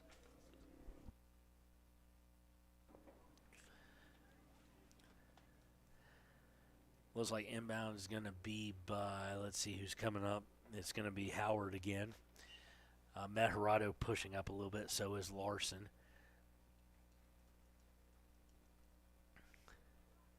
Inbound is going to go off the head of Larson, but really he had no one intended for that header. Howard able to get in there, but able to lose control of it. Jordan May with a chance on it, and now we've got a couple of Rock Springs players trying to push forward, but taken away by Riverton.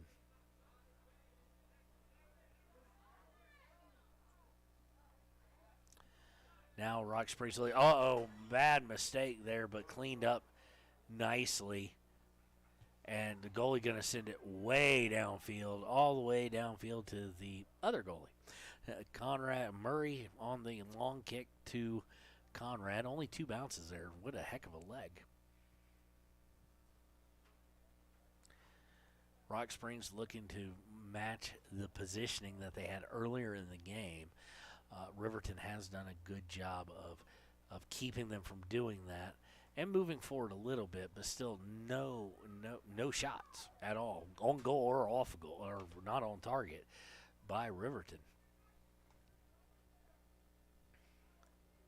Rock Springs with the lead again. Perez putting the ball in. That'd be Christian Perez, the sophomore midfielder, at the roughly about the 20-some-odd minute mark. I did not write that down. I do apologize. So we're getting 13, 12, and 7 coming in. Kelly's coming back in. Saltzgaber's coming back in. And Aiden Jones. That'd be a sophomore, a freshman, and a junior coming in the game for Riverton. And back to the Rock Springs goalie.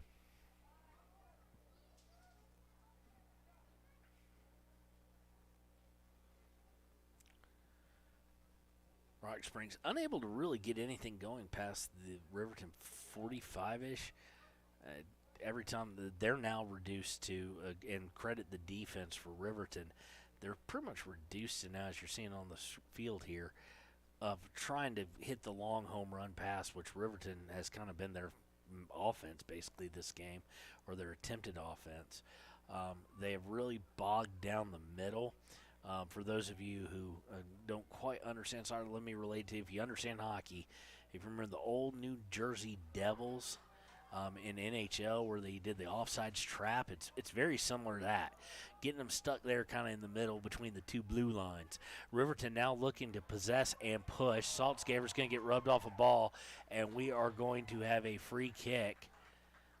Let's see here. No card is going to be given, but this should be, in theory, the best chance that Riverton has had at an equalizer thus far. Depending on how it goes, it looks like Saltzgaber is going to be taking it. Wall formed by, it looks like a 3-man wall formed. Puts it on goal. No good. off the crossbar. Riverton fighting for it, unable to put it in goal. They had ample opportunities and definitely the best offensive chance for Riverton so far. They've got the ball still, looking to push it forward, and now Rock Springs looking for a long outlet and nicely covered up on the passer. Now they're going to try and complete it. They've got it complete. Are they going to answer here? Put on goal. Riley Murray able to stop it as it deflects off Howard. So nicely done there by Riverton. That came with, is that 12:40 to go, Connor? Yes. With 12:40 to go, let's see if it breeds a little confidence here. Bringing it up is Saltzgaver again. He was looking for, looks like Jack Anderson maybe, or I think.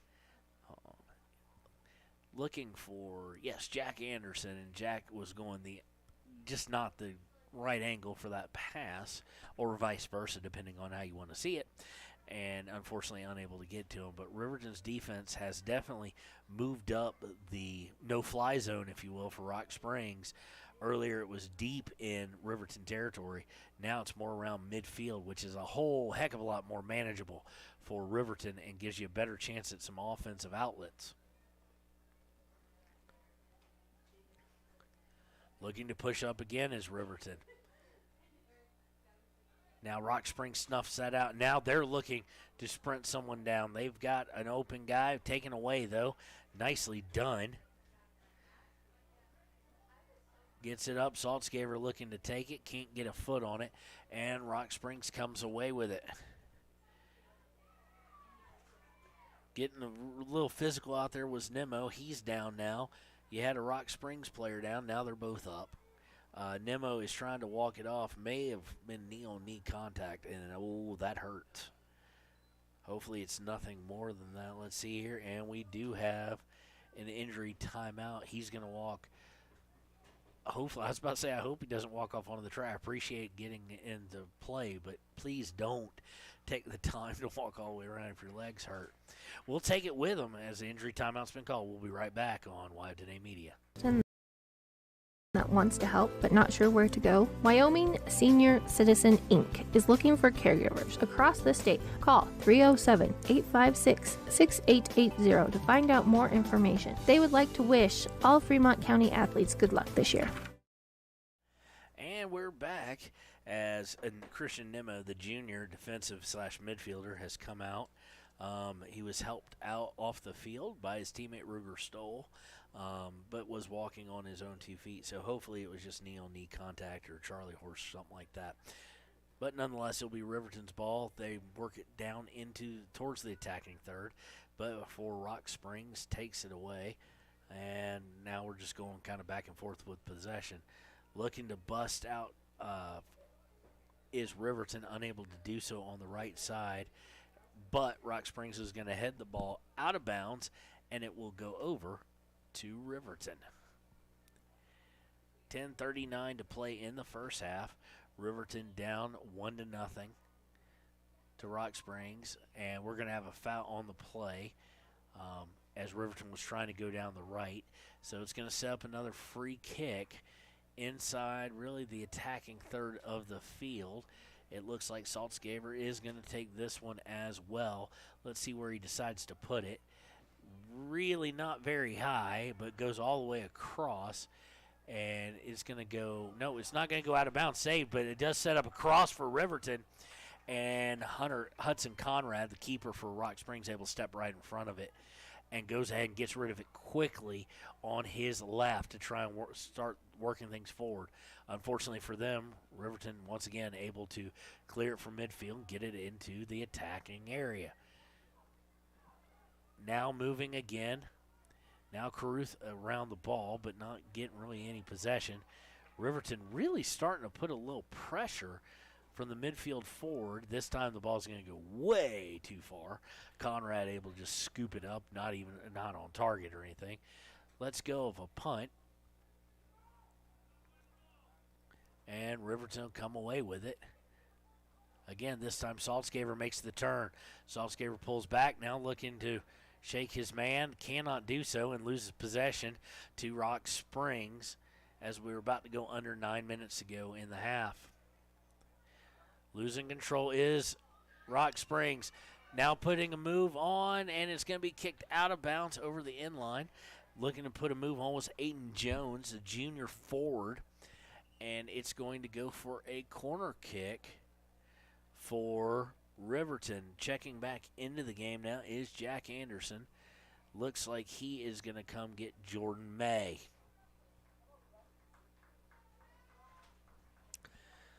So taking this corner kick will be Hunter Saltzgaber.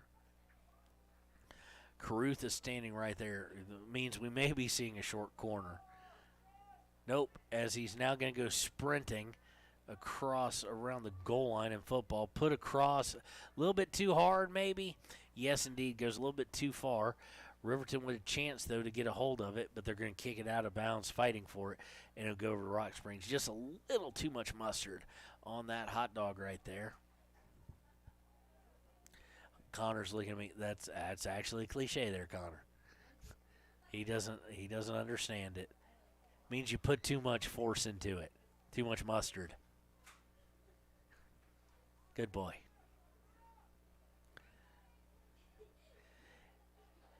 So now Riverton back with it off the inbounds. Caruth looking to kind of spin around, lost control of it, taken away by Rock Springs. Rock Springs having a difficult time, especially in the midfield. Taken right back, nicely done.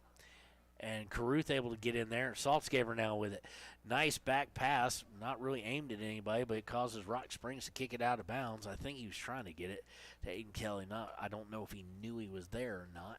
But Rock Springs does kick it out of bounds, so Jacob Hull will be inbounding here. Gets screwed. Now Saltzgaber with it. Saltzgaber trying to muscle through. Does so, and nobody collapsing down. Would have been nice to see someone timing their run as we go under 7 minutes to play in the half. Rock Springs now breaking through with a 3-on-3, trying to quickly get downfield. They do so, but it's going to be picked up by Murray, and it's of no consequence. So definitely better play in the second 20 minutes by Riverton. And now it's starting to feel like, I said earlier, about a matter of time. It's starting to feel like maybe a matter of time before Riverton can get something going. The goalie punt is going to go all the way down, bounce 3 times, and go over the end line. So I'm not sure if he was just doing that because he can or if there was a rhyme or reason to it. But it way overshot anybody on the field. And they know how strong his leg is, so maybe they weren't expecting it. But it does set up goal kick, and then that midfield of Riverton, where that defensive line has moved up, able to take it away. Every time Rock Springs gets it like there, able to take it away and start to try and chip in. And here they go. They've got it on the far right, looking to bring it in. He brings it down, puts it all right across the goal lip. Caruth coming back to try and get it, unable to do so.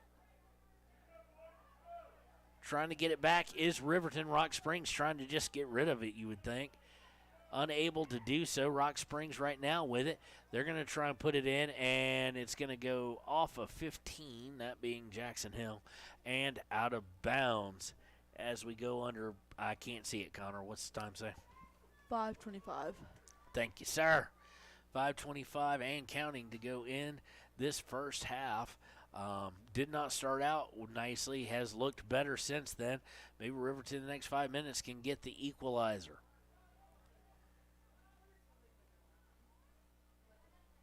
Riverton doesn't do well when they have to play back on their heels defensively like they are now.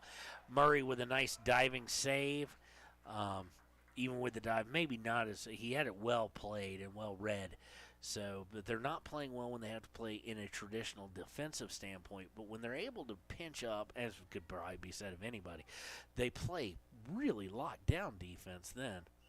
And unfortunately, just mistipped ball off the toe of Aiden Kelly goes out of bounds. So it'll go over to Rock Springs. Substitution made. Looks like number 7 came off. Number 23 was, I don't see who came in. But Aiden Jones was substituted out. And now in the traditional standpoint, not really able to set anything up after the pass. Oh, now it gets past, so will Maharada be able to get to it? They kick it back to the goalkeeper, and he's going to go out to his left as we're about to go under 4 minutes to play in the half. Looking to work the ball around the defensive end. Now this is where Riverton does play seemingly well, or at least has today.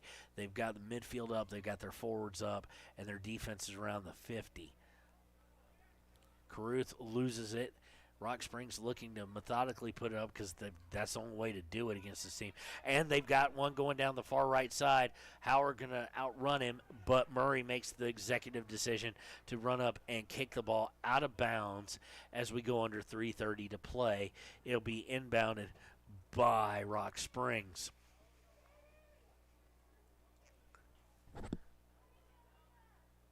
Starts and stops the inbound about 4 times and then goes off the back of the head of his player.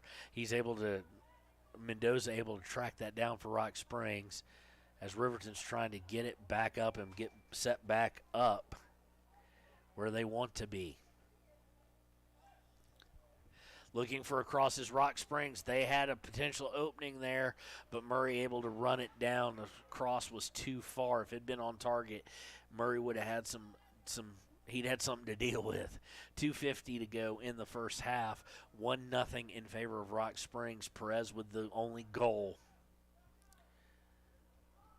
Bringing it up, and once again passing it does Larson to no man's land, and Rock Springs takes it. Again, they're not playing great defense right here, but if they can get it set up a little bit higher, I don't know if it's a confidence thing or if it's a comfortability thing or a little bit of both.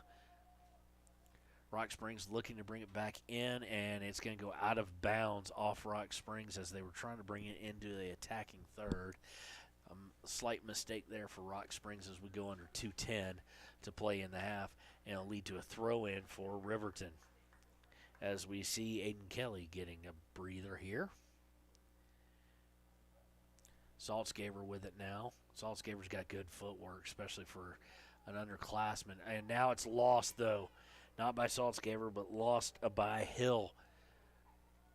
Rock Springs looking to set it up. A long shot. If it's a field goal, it'd be good. But it's way over the goal. How high do you want it? Needs to be a lot higher for him to score from there. But it was a mistake, but unfruitful, or not fruitful, for for Rock Springs, Minute and a half to go and counting. Trying to kick it, and they get it way downfield. Is this going to go all the way to the end line? Nope. They're going to track it down, get it back to the goalie. Is Rock Springs taken away. Nicely done by Larson. Larson trying to move in, but it's taken right back from him. He timed it up nicely, and here comes Rock Springs. They've got an opening coming down the left side, looking to cross. They get it, and nicely done by Murray with the tackle there, knowing that he didn't have time to try and dive in head first, nor would you want to, possibly, and able to get the ball and save it out. But Rock Springs now with the ball. It's kicked out of bounds. Rock Springs will be inbounding it. 40 seconds to go. At this point, it's just simple for Riverton. Hold on till half. You're only down 1, and you don't want to give anything cheap away right now. Nicely done by Howard getting the ball away from Rock Springs, making them reset as we go under 25 seconds. Bringing it in, they get it to 19. That is Moses. Looking to cross it, taken away this time by Howard again. Howard jumped up and blocked there. Nicely done. Block shot by Riverton. That was blocked by Stoll. We have 9 seconds left. Oh, no. A cross that was right to a guy, but he's unable to contain it. Bounced over his head. They just got to literally hold on, and they do. That was a very eventful about 35 seconds there, and we will go to half with your score. Rock Springs Tigers 1, Riverton Wolverines 0. We'll be back with the second half on WyoToday.com. At some point, everyone is a pedestrian. When you're driving, yield to pedestrians. Wear light clothing. Walk on a pathway instead of the road. Look out for pedestrians. Avoid distractions like your phone. Look out for pedestrians, they're everywhere. We are the Wyoming Indian Lady Chiefs. We need you in our stand. Wyoming Community Bank is ready to serve you. Stop in at any one of their branches located in Riverton, Lander, and DuBois. A bank that is owned and operated by the locals of Fremont County. Wyoming Community Bank. They're here to help you. From the wide open spaces to the canyon near you, Wyoming.com is reaching more homes and businesses than ever before. For more than 25 years, we've aimed to provide the best internet and phone service to meet the needs of our customers all across the great state of Wyoming. Now it's getting even better. Wyoming.com, expanding to an area near you. Wyoming.com. We're out there. Want access to local news, sports, events, and more? Download the WYO Today app. Now available on all platforms. Stream your favorite radio station, submit something to buy, sell, or trade for deals on the dial, or view contests and special coupons. Better yet, the WYO Today app is the best way to access free HD video of Fremont and Hot Springs County athletics. It's all at your fingertips. Head to your app store or visit wyotoday.com to download the WYO Today app now.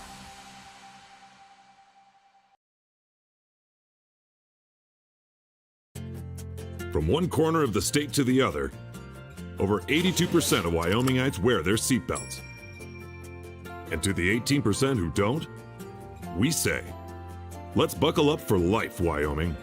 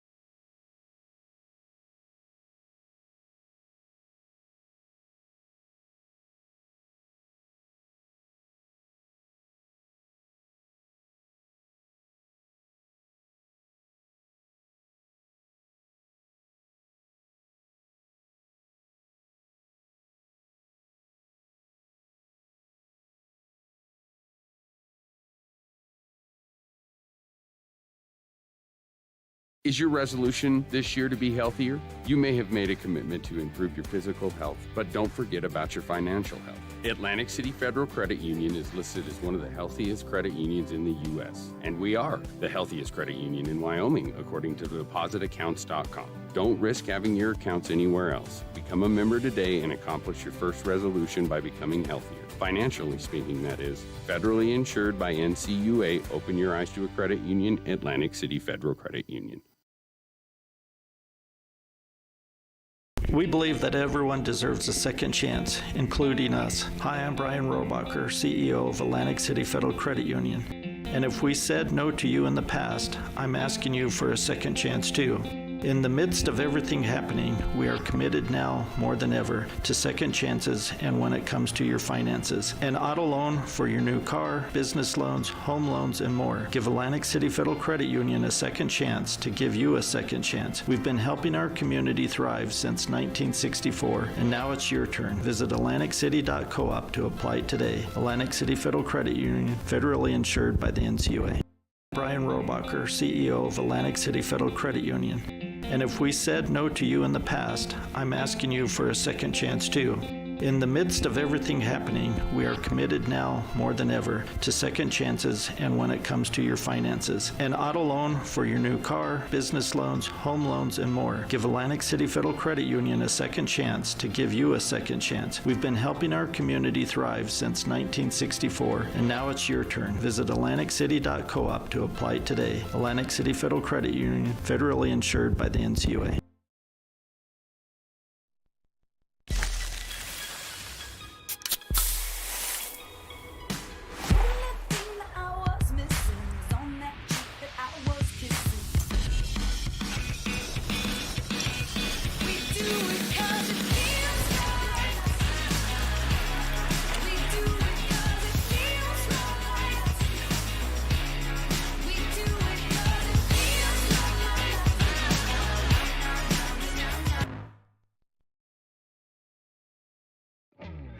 A proud sponsor of this broadcast is Bailey Enterprises. For over 50 years, Bailey has become the name you can trust.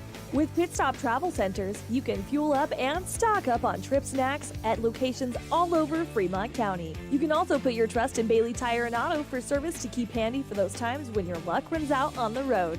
Refresh at the Speedway Cafe with a dine-in meal or a round of carry-out with a variety of specials to keep you going. Go with Bailey.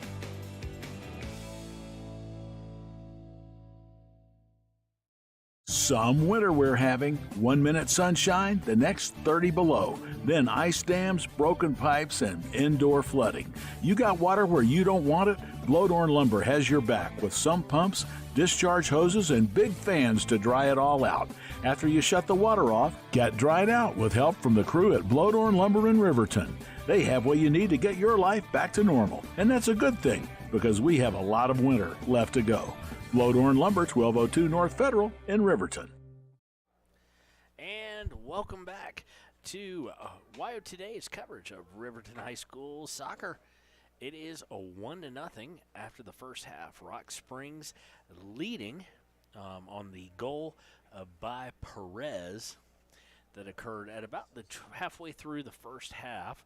Riverton playing a much better second half or second quarter type area, the second half of the first half, if you will, but unable to find the equalizer, and then really had to fight defensively to maintain just a deficit of 1 in the last waning minutes of the first half. Riverton will start with the ball, and they kick it back, and then it goes straight up in the air with a really nasty backspin. But Riverton able to take it back from Rock Springs, looking to bust someone out down the left side. Unfortunately, they're going to have it roll out of bounds at where the football 15-yard line would be. So go over to Rock Springs on the throw-in. But this is exactly where Riverton actually had some success setting up type things and starting to put pressure on, and that's exactly what they want to do. Looking for the long cross. They've got it. Went over to Larson, but taken away. Now Hull with it. Now Rock Springs looking to push. Nicely done by Mejorado. No foul there. Just two guys meeting the ball at the same time. But that was nice anticipation by Hamilton, and he's able to get the ball all the way downfield and causes Hill to just have to kick the ball out of bounds here on the near sideline near us in the press box. So Rock Springs in the attacking third almost instantaneously there, throws it in off the chest of Perez, the goal scorer. He lost control of it, then he gets it back. Nice little spin move, trying to kick it inside, and it's going to be sent over the end line, and they're going to say it last went off of Rock Springs, so it'll set up a goal kick.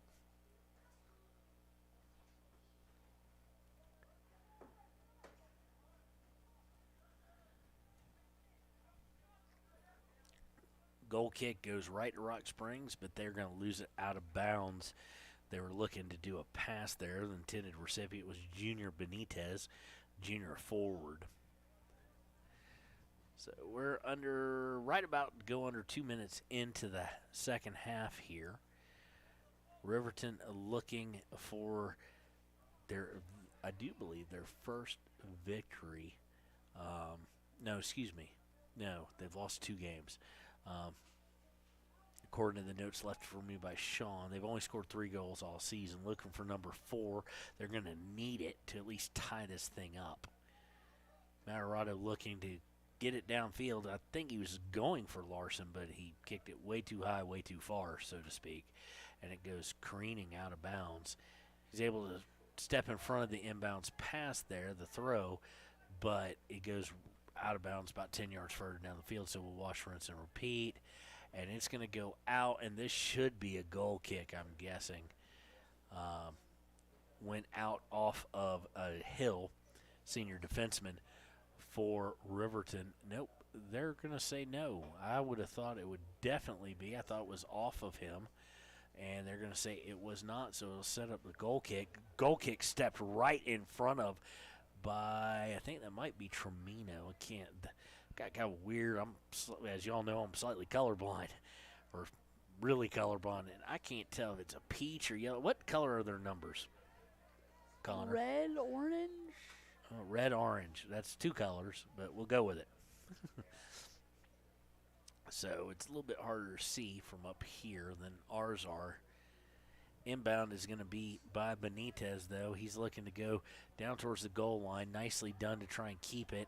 Gets it back up towards Benitez. Benitez now looking across, and he didn't do either. He didn't shoot. He didn't cross it. He just kicked it way out of bounds on the end line. 36 minutes to go in the half. Murray going to look to goal kick it. Gets it out to Howard, I do believe. Howard to Caruth. Looks like him at least. Out to Hull. And Hull looking to get it to Howard, and he kicks it out of bounds. So sloppy plays return, and now it sets up Rock Springs in an area where Riverton has faltered at times today. This one, though, on a bad pass, winds up with Matarado. He got a little too fancy with it and taken right back. Looking to make the turn there is Benitez. Benitez, a long shot, goal! That was beautiful from about 28 yards out. You see the problem as it was going to the far corner, and nicely done there. And that makes it a 2-0 deficit for Riverton. Benitez able to get the insurance goal there. And now Riverton's got a big hill to climb. That looked good from a ways. Not a whole lot that Riley Murray can do with it. And now they're looking to add more onto it. They've got a guy streaking down. They're going to look to score here again. Carson Curtis with it. He tries to center it, does so. Shot is on goal, and it's just high. And maybe a little right. We don't have a great angle, so it may have been a little right from the shooter's perspective, but it was definitely over the goal. The goal came with about 35 minutes left in the second half in the match, and it puts Riverton in a bad spot.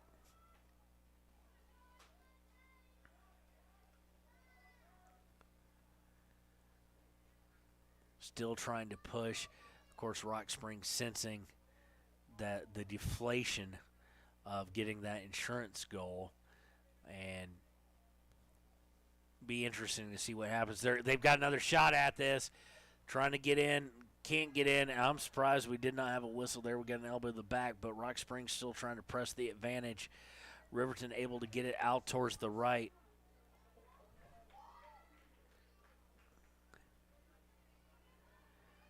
Riverton needs to get composed here. Kicks out of bounds now. Everybody just take a breath and get composed here. They're back on their heels, and this is where they have not performed well during the season, so they need to get back. And here comes Saltzgaber with it. Saltzgaber looking to move it up, but he's going to just get flattened, and the whistle blows. They're going to say a little too aggressive there by Junior Benitez. Of course, he's feeling good about himself, but you got to know better than that. Howard looking to, I think it's Howard actually. No, Stoll, excuse me. Stoll looking for the free kick. Gets it upfield past midway point. Hall comes down with it now and going to be taken away by Rock Springs.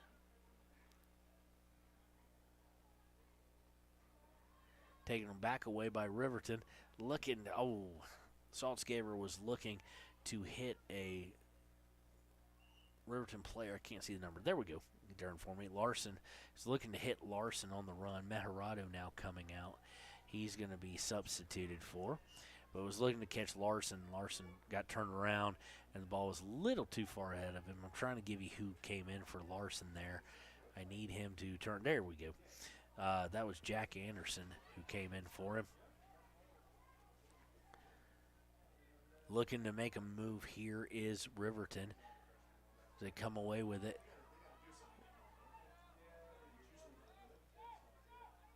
And still having issues is Riverton stolen away.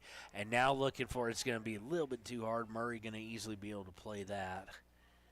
And Murray has played a heck of a game. He probably might want the Perez one back, but there's nothing he could do. Absolutely nothing he could do on the Benitez one.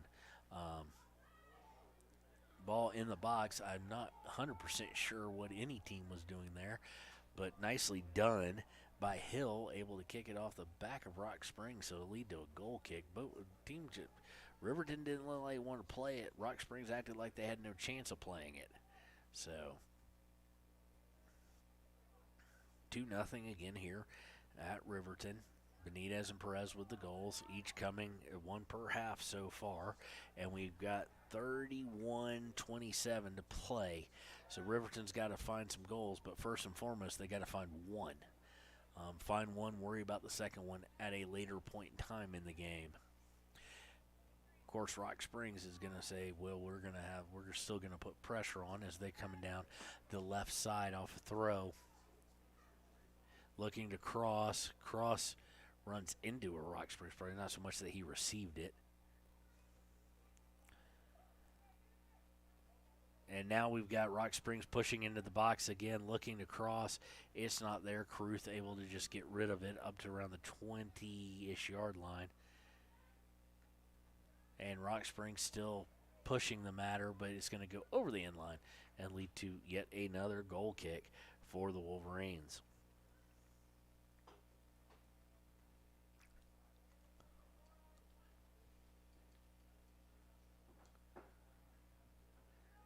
Goal kick is short and just to the left side of the goal as we see it. Stolen away by Rock Springs. They're looking to set up a shot. He can't do it. Nicely defended. But kicks it back out, looking to reset up. Guy with the yellow shoes. Goodness, they're bright. Long shot again. Oh, off the crossbar. Off the top bar and no good. And Murray almost once again, they've practiced this. So Murray able to clear it out nicely and able to clear it out for a throw instead of a corner. But that was a nice looking strike, and the bar coming into play there to help out the goalkeeper. Another shot. This one going to be a chip shot field goal, which is good, but it's going to go way high, way out of bounds, and will be Riley Murray setting up the goal kick. with 29 and a half minutes to play. Short kick, trying to gain possession, and it's going to be kicked out of bounds there, and it'll go over to Rock Springs. Inbound throw, intercepted, but it goes out, according to the side judge, and it will go back over to Rock Springs, as they have, in the past 10 to 11 minutes, have dominated possession on their side of the field, in the attacking third. Looking to bring it down now in the corner. A couple guys going to fight over it, and was looking to get a corner. Riverton didn't bite, as he did just a little heel kick back and rolled it back, and it went out of bounds. Going for the goal kick. Riley Murray going to set it up. He's done this a lot.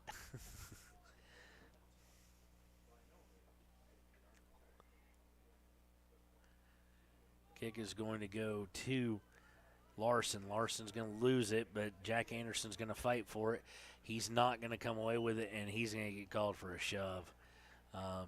So it'll set up a free kick from not too far off from where they wanted to shoot. So Murray, good job setting up the wall, but Murray's got to be on his toes, and you can see him cheating just ever so slightly to that his far left corner.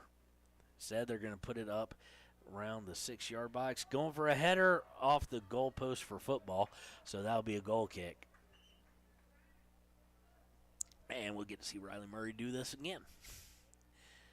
Coming in for Larson is Christian Nimmo, the junior defenseman and midfielder. Substitution happens at the 27.5-minute mark.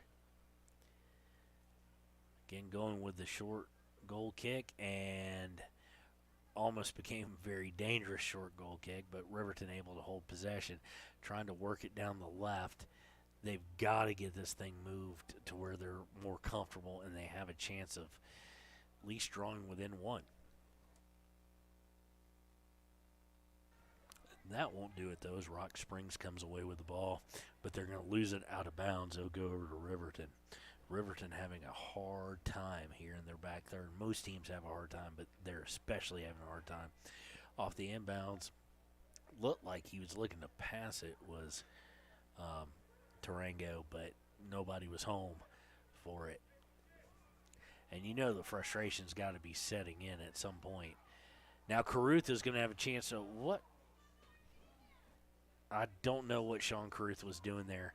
He got really tricky, whereas he could have ran through the ball and used some of his speed. That's a little bit perplexing. Of course, he is headed to the next level. Congratulations to him. He's going to Jamestown College, I do believe, to play. Nice tackle there on the sideline. Sends it out of bounds. Nice tackle by Rock Springs on Larson. Larson will get the ball over to Nimmo, who will be doing the throw-in honors here. Gets it into Saltzgaber. Saltzgaber looking for Larson. Gets it to him, trying to put it out there for Maharato, who just cannot get to it. Now he's going to approach the goalie. Goalie will wait a second, then pick it up. Just a chance to take about 5 seconds off the clock as we're about to go under 26 minutes and 35 seconds to play in this match. Long pass is going to find its way to Junior Benitez. Don't let him have a look. Not from outside. He looks to cross it. Cross is taken away, and Riverton and Rock Springs fighting for it. Finally, Riverton able to kick it out on the far side boundary, and it'll be a throw for Rock Springs. They're looking to check in Charlie Macias.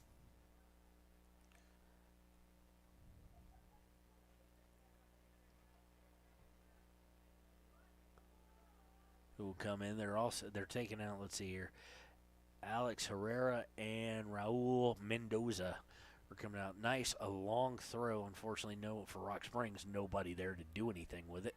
And Riverton able to clear it out. Now trying to work down the left side is Caruth, but he loses it out of bounds and will go over to Rock Springs.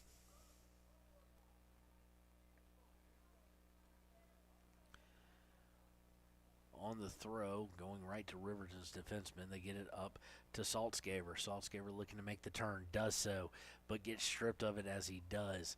Two players coming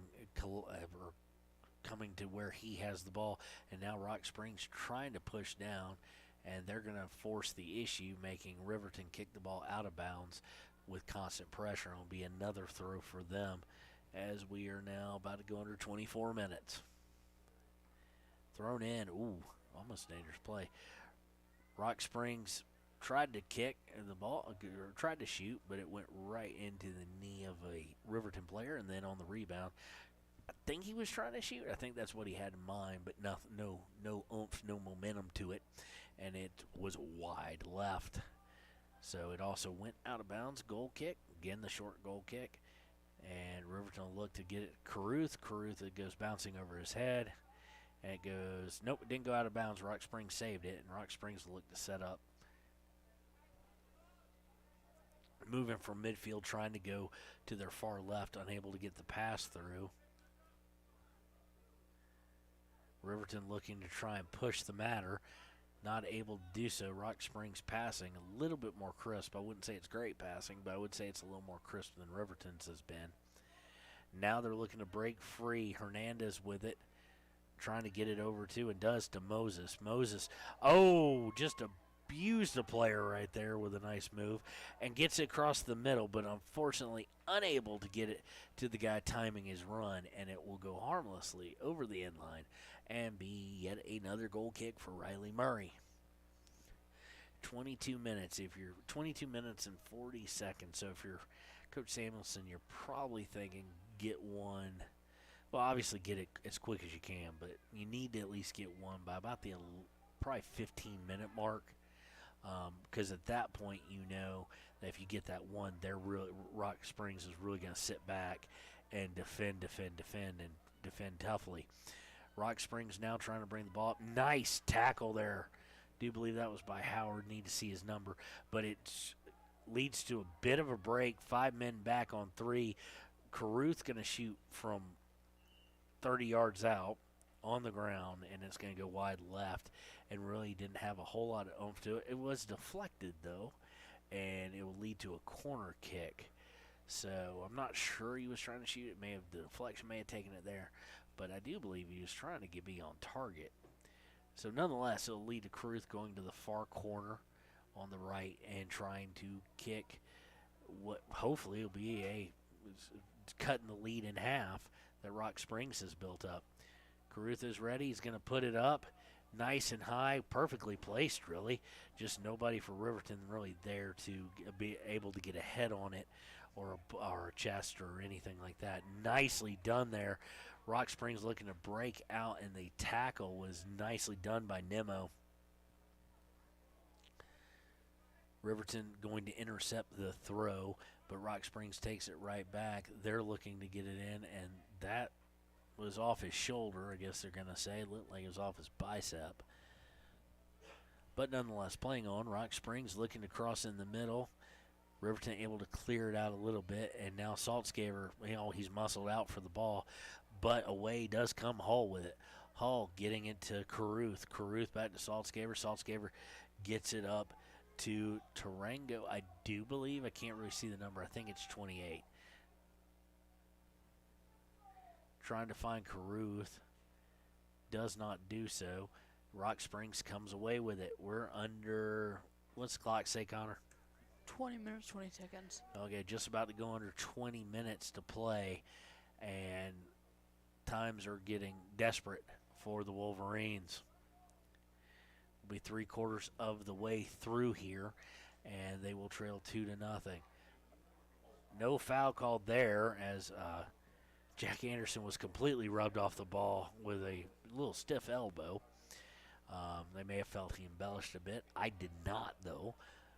So just one man's opinion, but it does lead to Rock Springs now looking to counter. Looking to cross, comes right back to Benitez. Benitez with it. He's hoping they'll leave him. I don't think they will from that distance. He nailed that first shot. Probably try and take a second one. Ball goes out of bounds. They're going to say it's going to stay with Rock Springs as we see Mejarado come in. He is going to get, it was Tarango, Ethan Tarango earlier. He's going to come out. 19:15 to play. Ball's going to go out off the throw, and it's going to go over to Riverton.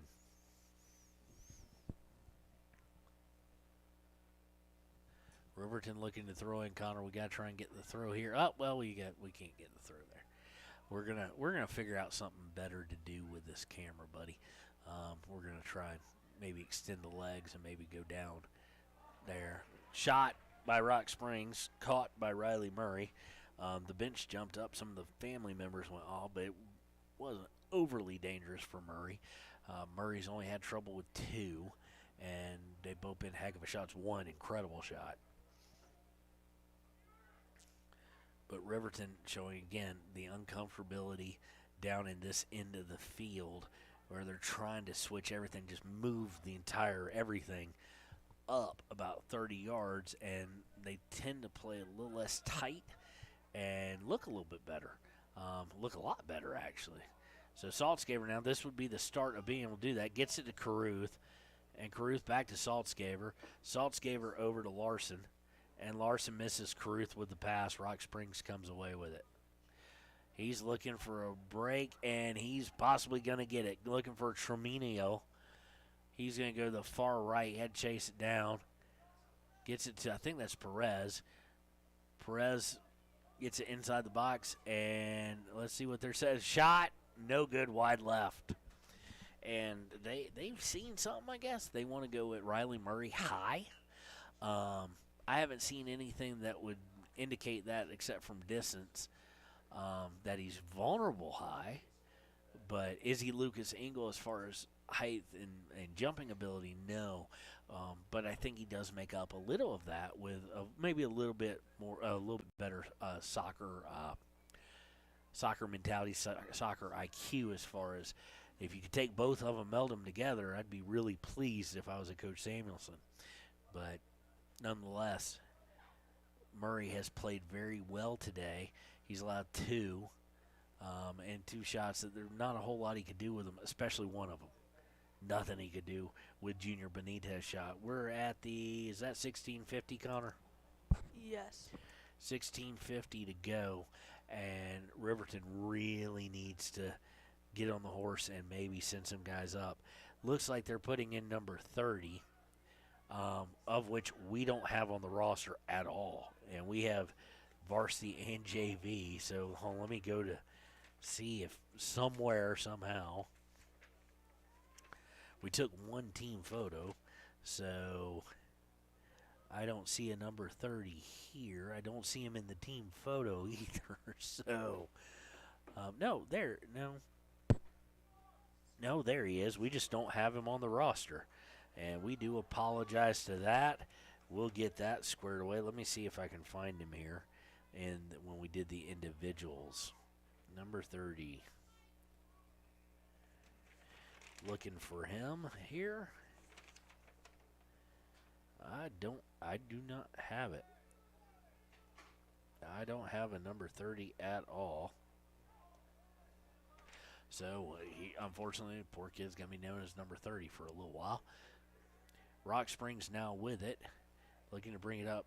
I'm not sure exactly what that move was, but he jumped.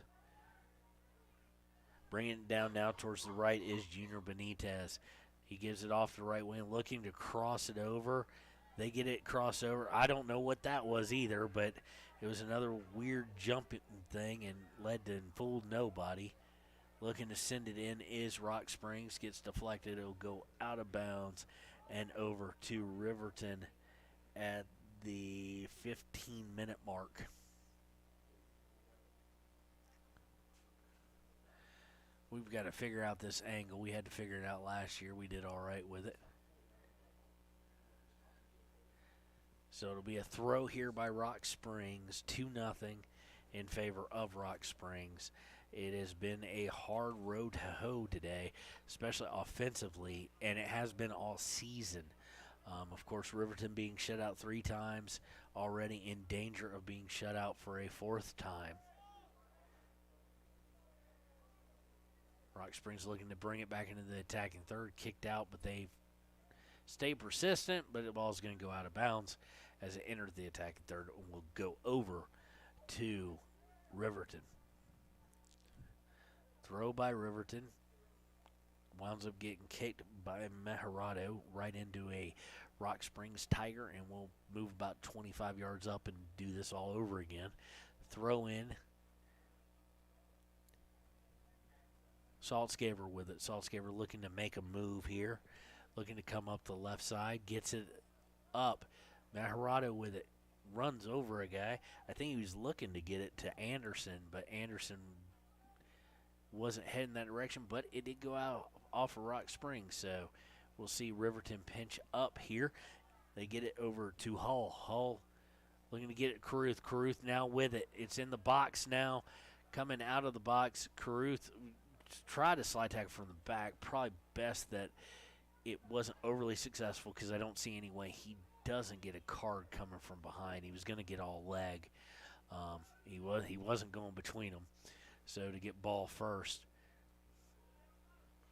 So trying to bring it up is Nemo. Nemo with it around the 50. Gets it and almost lost by Saltzgaber, but he's at, not Saltzgaber, excuse me, by number 30. I mean, she'll be known as number 30 right now. And now they're looking to make a move. The only guy in the way is Hill. He's able to cut him off. Oh, and trying to shoot long, and dude just took it in the face. I mean, took a hard shot there. Let's see if he gets up kind of quickly. He's not getting up fast, let's put it that way. But now finally he's up, looks all right, gives a little high fives, handshake deal to Rock Springs. No, there was no ill intent there. So we'll stay with it. I thought we were about to go commercial as we go under 12 minutes, 45 seconds. Rock Springs in no hurry. 30 is coming off now. He's going to be, Jackson Larson's going to come get him. Rock Springs looking to throw the ball in here.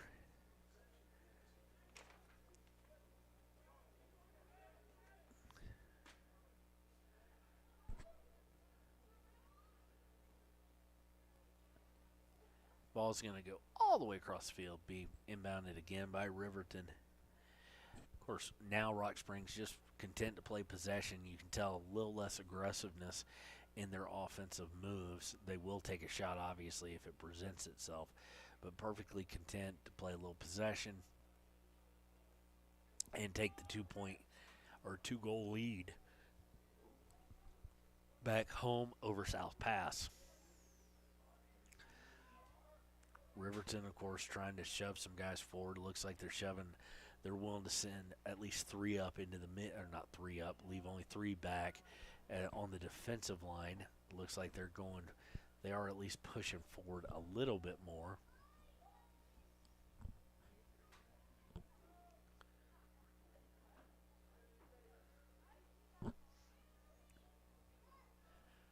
Riverton trying to come out of this chaos with the ball. They're going to get a help by a foul by Rock Springs.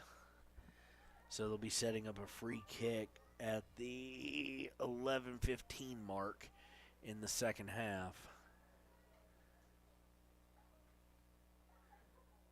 This is one of these, maybe just throw it at the goal if you can. Puts a little bit too much under it, perhaps. Riverton trying to come away with it, but Rock Springs going to clear it safely out of bounds towards midfield.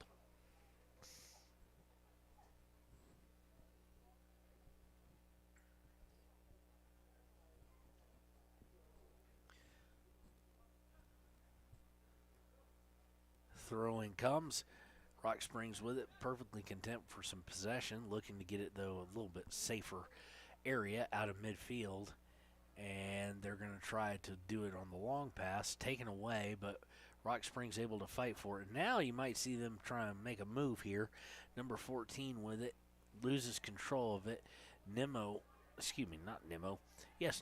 got control of it, but it wound up in Junior Benitez's hands, or feet, I should say.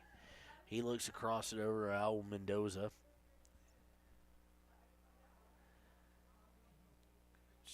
Tries to cross it / shoot it. Does the right wing for Rock Springs, but it goes off target. And we'll have something we haven't had a whole lot today. Of course, I say sarcastically. Riley Murray goal kick.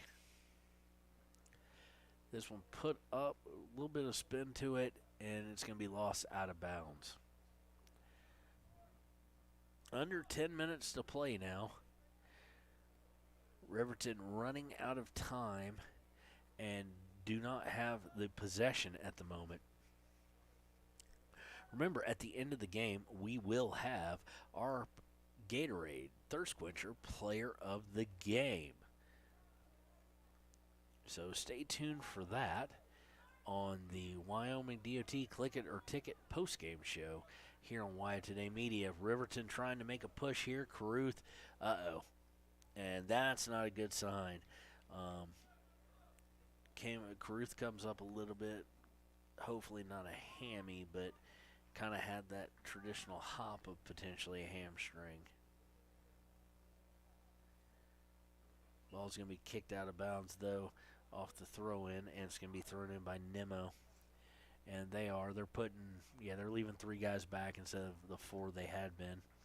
Some substitutions being made. We see Kelly coming back in.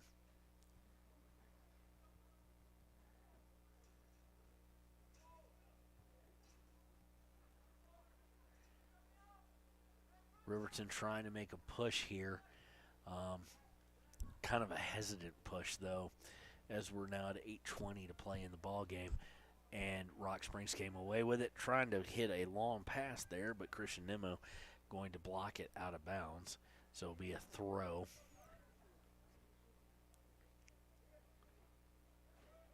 Looking to turn and bring it up. Nope, they're going to say it went off Riverton, so it'll be move 30 yards downfield and throw in again. Sent in. Rock Springs trying to keep it in. They do so. Going down the left side, nice cross. Not a whole lot there. They're not going to risk a whole lot. Blocked by Riley Murray, though, on a shot. I don't think it was meant to be a shot. But off the bounce, it became a little bit more difficult. But Murray handles it relatively easy and gets the ball down the field. Looking to push things down is Riverton now. They're going down the right side. Larson with it, looking to cross. He does get the cross, but nothing as far as a shot, as far as scoring there. Going to go all the way back to midfield. Jackson Hill's going to kick it, and it's going to go off his foot oddly and curve all the way about 40 yards cross field and go out of bounds as we go under 7 minutes to play. Rock Springs now looking to push matters. They've got a guy on the left who's by himself. He looks to kick it back, perfectly content, I guess, not to try and go for the showboat. Taken by Mark Hamilton.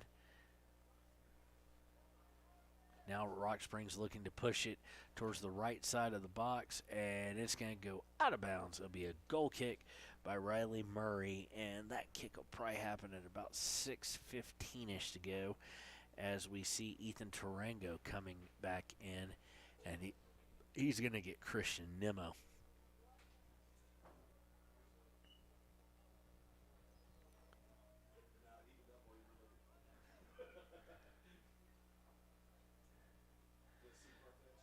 Rock Springs looking to take the victory out of here as we go under 6 minutes.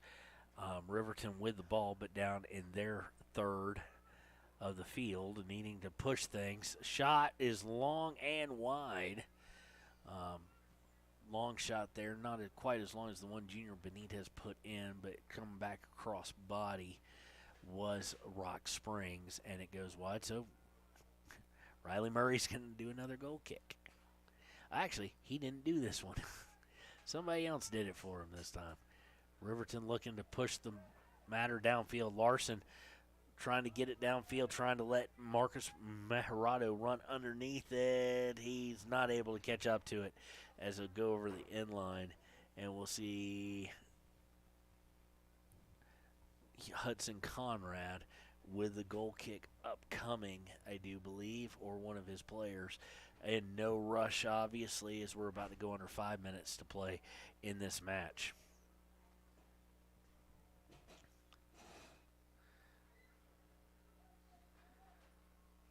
ball's going to go out of bounds. It'll stay with Riverton.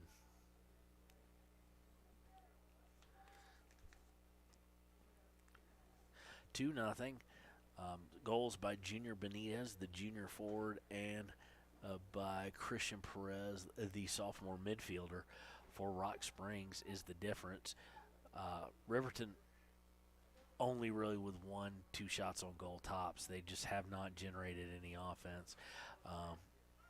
The way they run things is not really meant to generate a ton of offense, but when you've got a player of the caliber of Caruth, you kind of want to get him involved, and they've been unable to today. He's only had a handful of touches and really nothing overly meaningful. They're looking at, if nothing changes in the next 4 minutes and 3 seconds, Riverton will be looking at its fourth shutout in 6 games, or fourth being shut out, fourth time in 6 games. So it's becoming concerning if you're a Wolverine fan. Of course, Wolverines down a man today, Logan Davis, sidelined for unspecified cause. We don't know if he's hurt or anything like that, so we wish him well. But he was sidelined. We see him in street clothes. I think we may have one other in street clothes as well, but I can't see him. And number 30, I guess, coming up from JV-ish. To play a little bit, and that gives some guys some spell, and he's done admirably in that role. 3:19 to go. Rock Springs taking their time to throw it in. They get it in, looking to keep it. Caruth able to come back, gets it to Larson. Larson looking to go down the field, but gets it to Saltzgaver. Saltzgaver looks to the middle, gets it to Tarango, who then gets it over to, can't see the number. Saltzgaver, though, was the intended recipient of the pass. I think it was Aiden Kelly trying to get it to him. It goes out of bounds, though, after having to try and get it back. It goes out of bounds. Caruth was also going for it. But it will go over to Rock Springs as we go under 2:40 to play. And now it's looking more and more like this game's pretty much, it's going to be a loss for Riverton. But can they find a way to at least get something positive to take from this, as far as maybe get a goal here in the last second, maybe throw some guys forward. Can't do it without possession, though. And Rock Springs looking for their third here. Puts it on goal. No, it's blocked. Nicely done on the defensive end, and that is something positive you can take. They were definitely looking for their third as we go under 2:10.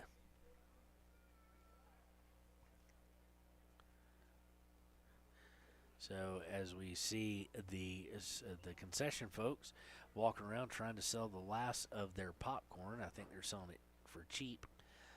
So if you got a chance, why not give it to them? It goes to a good cause, I'm sure, to help Riverton Athletics.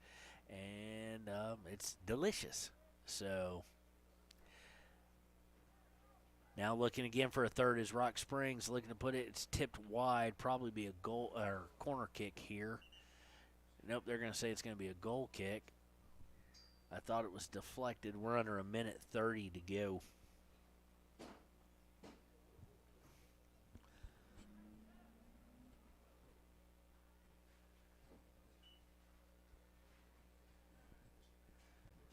Riverton looking now for the goal kick. It's a far one. It's going to go out of bounds and over to, looks like it's going to stay with Riverton as we're about to go under 1 minute to play. If they're going to do anything, they got to do it fast, obviously. Looking to push up is Riverton.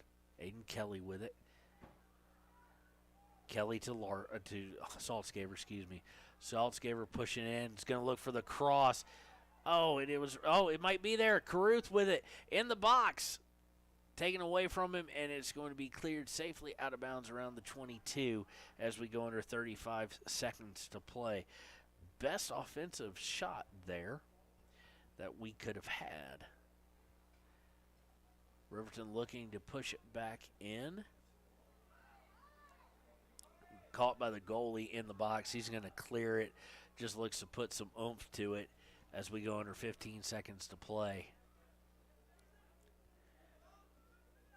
Tarango with it. Gets it to Hall. Hall looking to push up. 3 seconds, 2 seconds, 1 second, and that's the ball game. Your final score from Riverton High School, Riverton 0, Rock Springs 2. We'll be back with our player of the game here on Wire Today Media. Community Health Centers of Central Wyoming has locations across Fremont County ready to serve you at DuBois Medical Clinic, Riverton Community Health, and Lander Community Health Pediatrics. We accept all forms of insurance, including Medicaid and Medicare. Are you struggling to get medical care? Ask for their sliding fee scale. From family medicine to pediatrics, Community Health Centers are here to serve you. Call 307-463-7160 or visit chccw.org to schedule your appointment. And welcome back to Wire Today's coverage of Riverton High School soccer.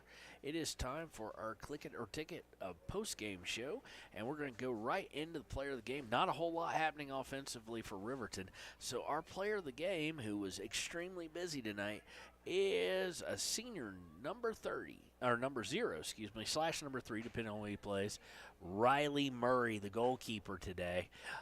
Had some excellent saves, really the 2 that he didn't save. One he might say he wanted back, can't fault him really on it. The second one, he didn't have a chance. He didn't have a chance at it. Long shot by Junior Benitez. Also Christian Perez with goals for Rock Springs. So your player, Gatorade player of the game, congratulate him when you see him, is Riley Murray. Now, didn't mean to turn that off. As far as the results today, we did see the girls win a kind of sloppy game for them, for the Lady Wolverines, but they continue on to 6-0 by winning a 1-0. And the Riverton Wolverines continue to have a problem offensively on the boys' side as they see their 4th shutout. So here's what we've got coming up. Just give a little look here. Is this Friday at 3 and 5, just like today, it will be Star Valley visiting Riverton. Boy, that's a long drive. I do wonder if they're headed back at night. That'll be fun. Then on the 15th at Jackson, I don't think we're going to be there, but we may. It depends. Then we got at Evanston on the 18th. And not sure about that one. But then we got Natrona and Kelly Walsh here on the 21st and 22nd. The 27th at Rock Springs. Sean will be bringing you that one. So we will be there. Then we've got Evanston on Pink Night on the 28th. So that's obviously very important. Last year, very touching as we paid tribute and remembered Activities Director Reggie Miller's wife on that special Pink Night. Then we've got Jackson on the 5th, which is senior night. And then we will be at regionals at Rock Springs, state at Rock Springs if they make it. So that's what we've got coming up. We will have more programs available. We've got a few little corrections to make. We got a couple of rosters that were differing. We got it on their individual pictures, but we got some guys and gals, especially freshmen, wrong in the program, so we'll get those fixed. We're printing them new each week, so look for those. They look great, however, just a minor error we got to clean up. In addition to that, just so you are aware, check out for the Ranger for more info on tonight's game and tomorrow, on Saturday's paper. We'll also have the Friday types. It won't have Friday stuff because that happens after, so I don't know what I'm talking about. That's sad. But look for that on more info on the season, as well as obviously track and field ongoing and stuff. Also check out wyotoday.com and the Ranger for some great stuff going on at the school board meeting that is about to kick off in about 18 minutes. A lot of people being honored. We've got our pep band being honored for sportsmanship at the state playoffs. Great to hear about that and the work that Mr. Peaks is doing, and I know several band members are going to be there. We should have their picture in the Ranger on the weekend, so you want to check that out. In addition, Science Olympiad, as we had posted, first time ever, as far as we're aware and that they're aware, that the Riverton Middle School, the Spartans Science Olympiad team, has won state for all of Wyoming. No classifications, anything like that.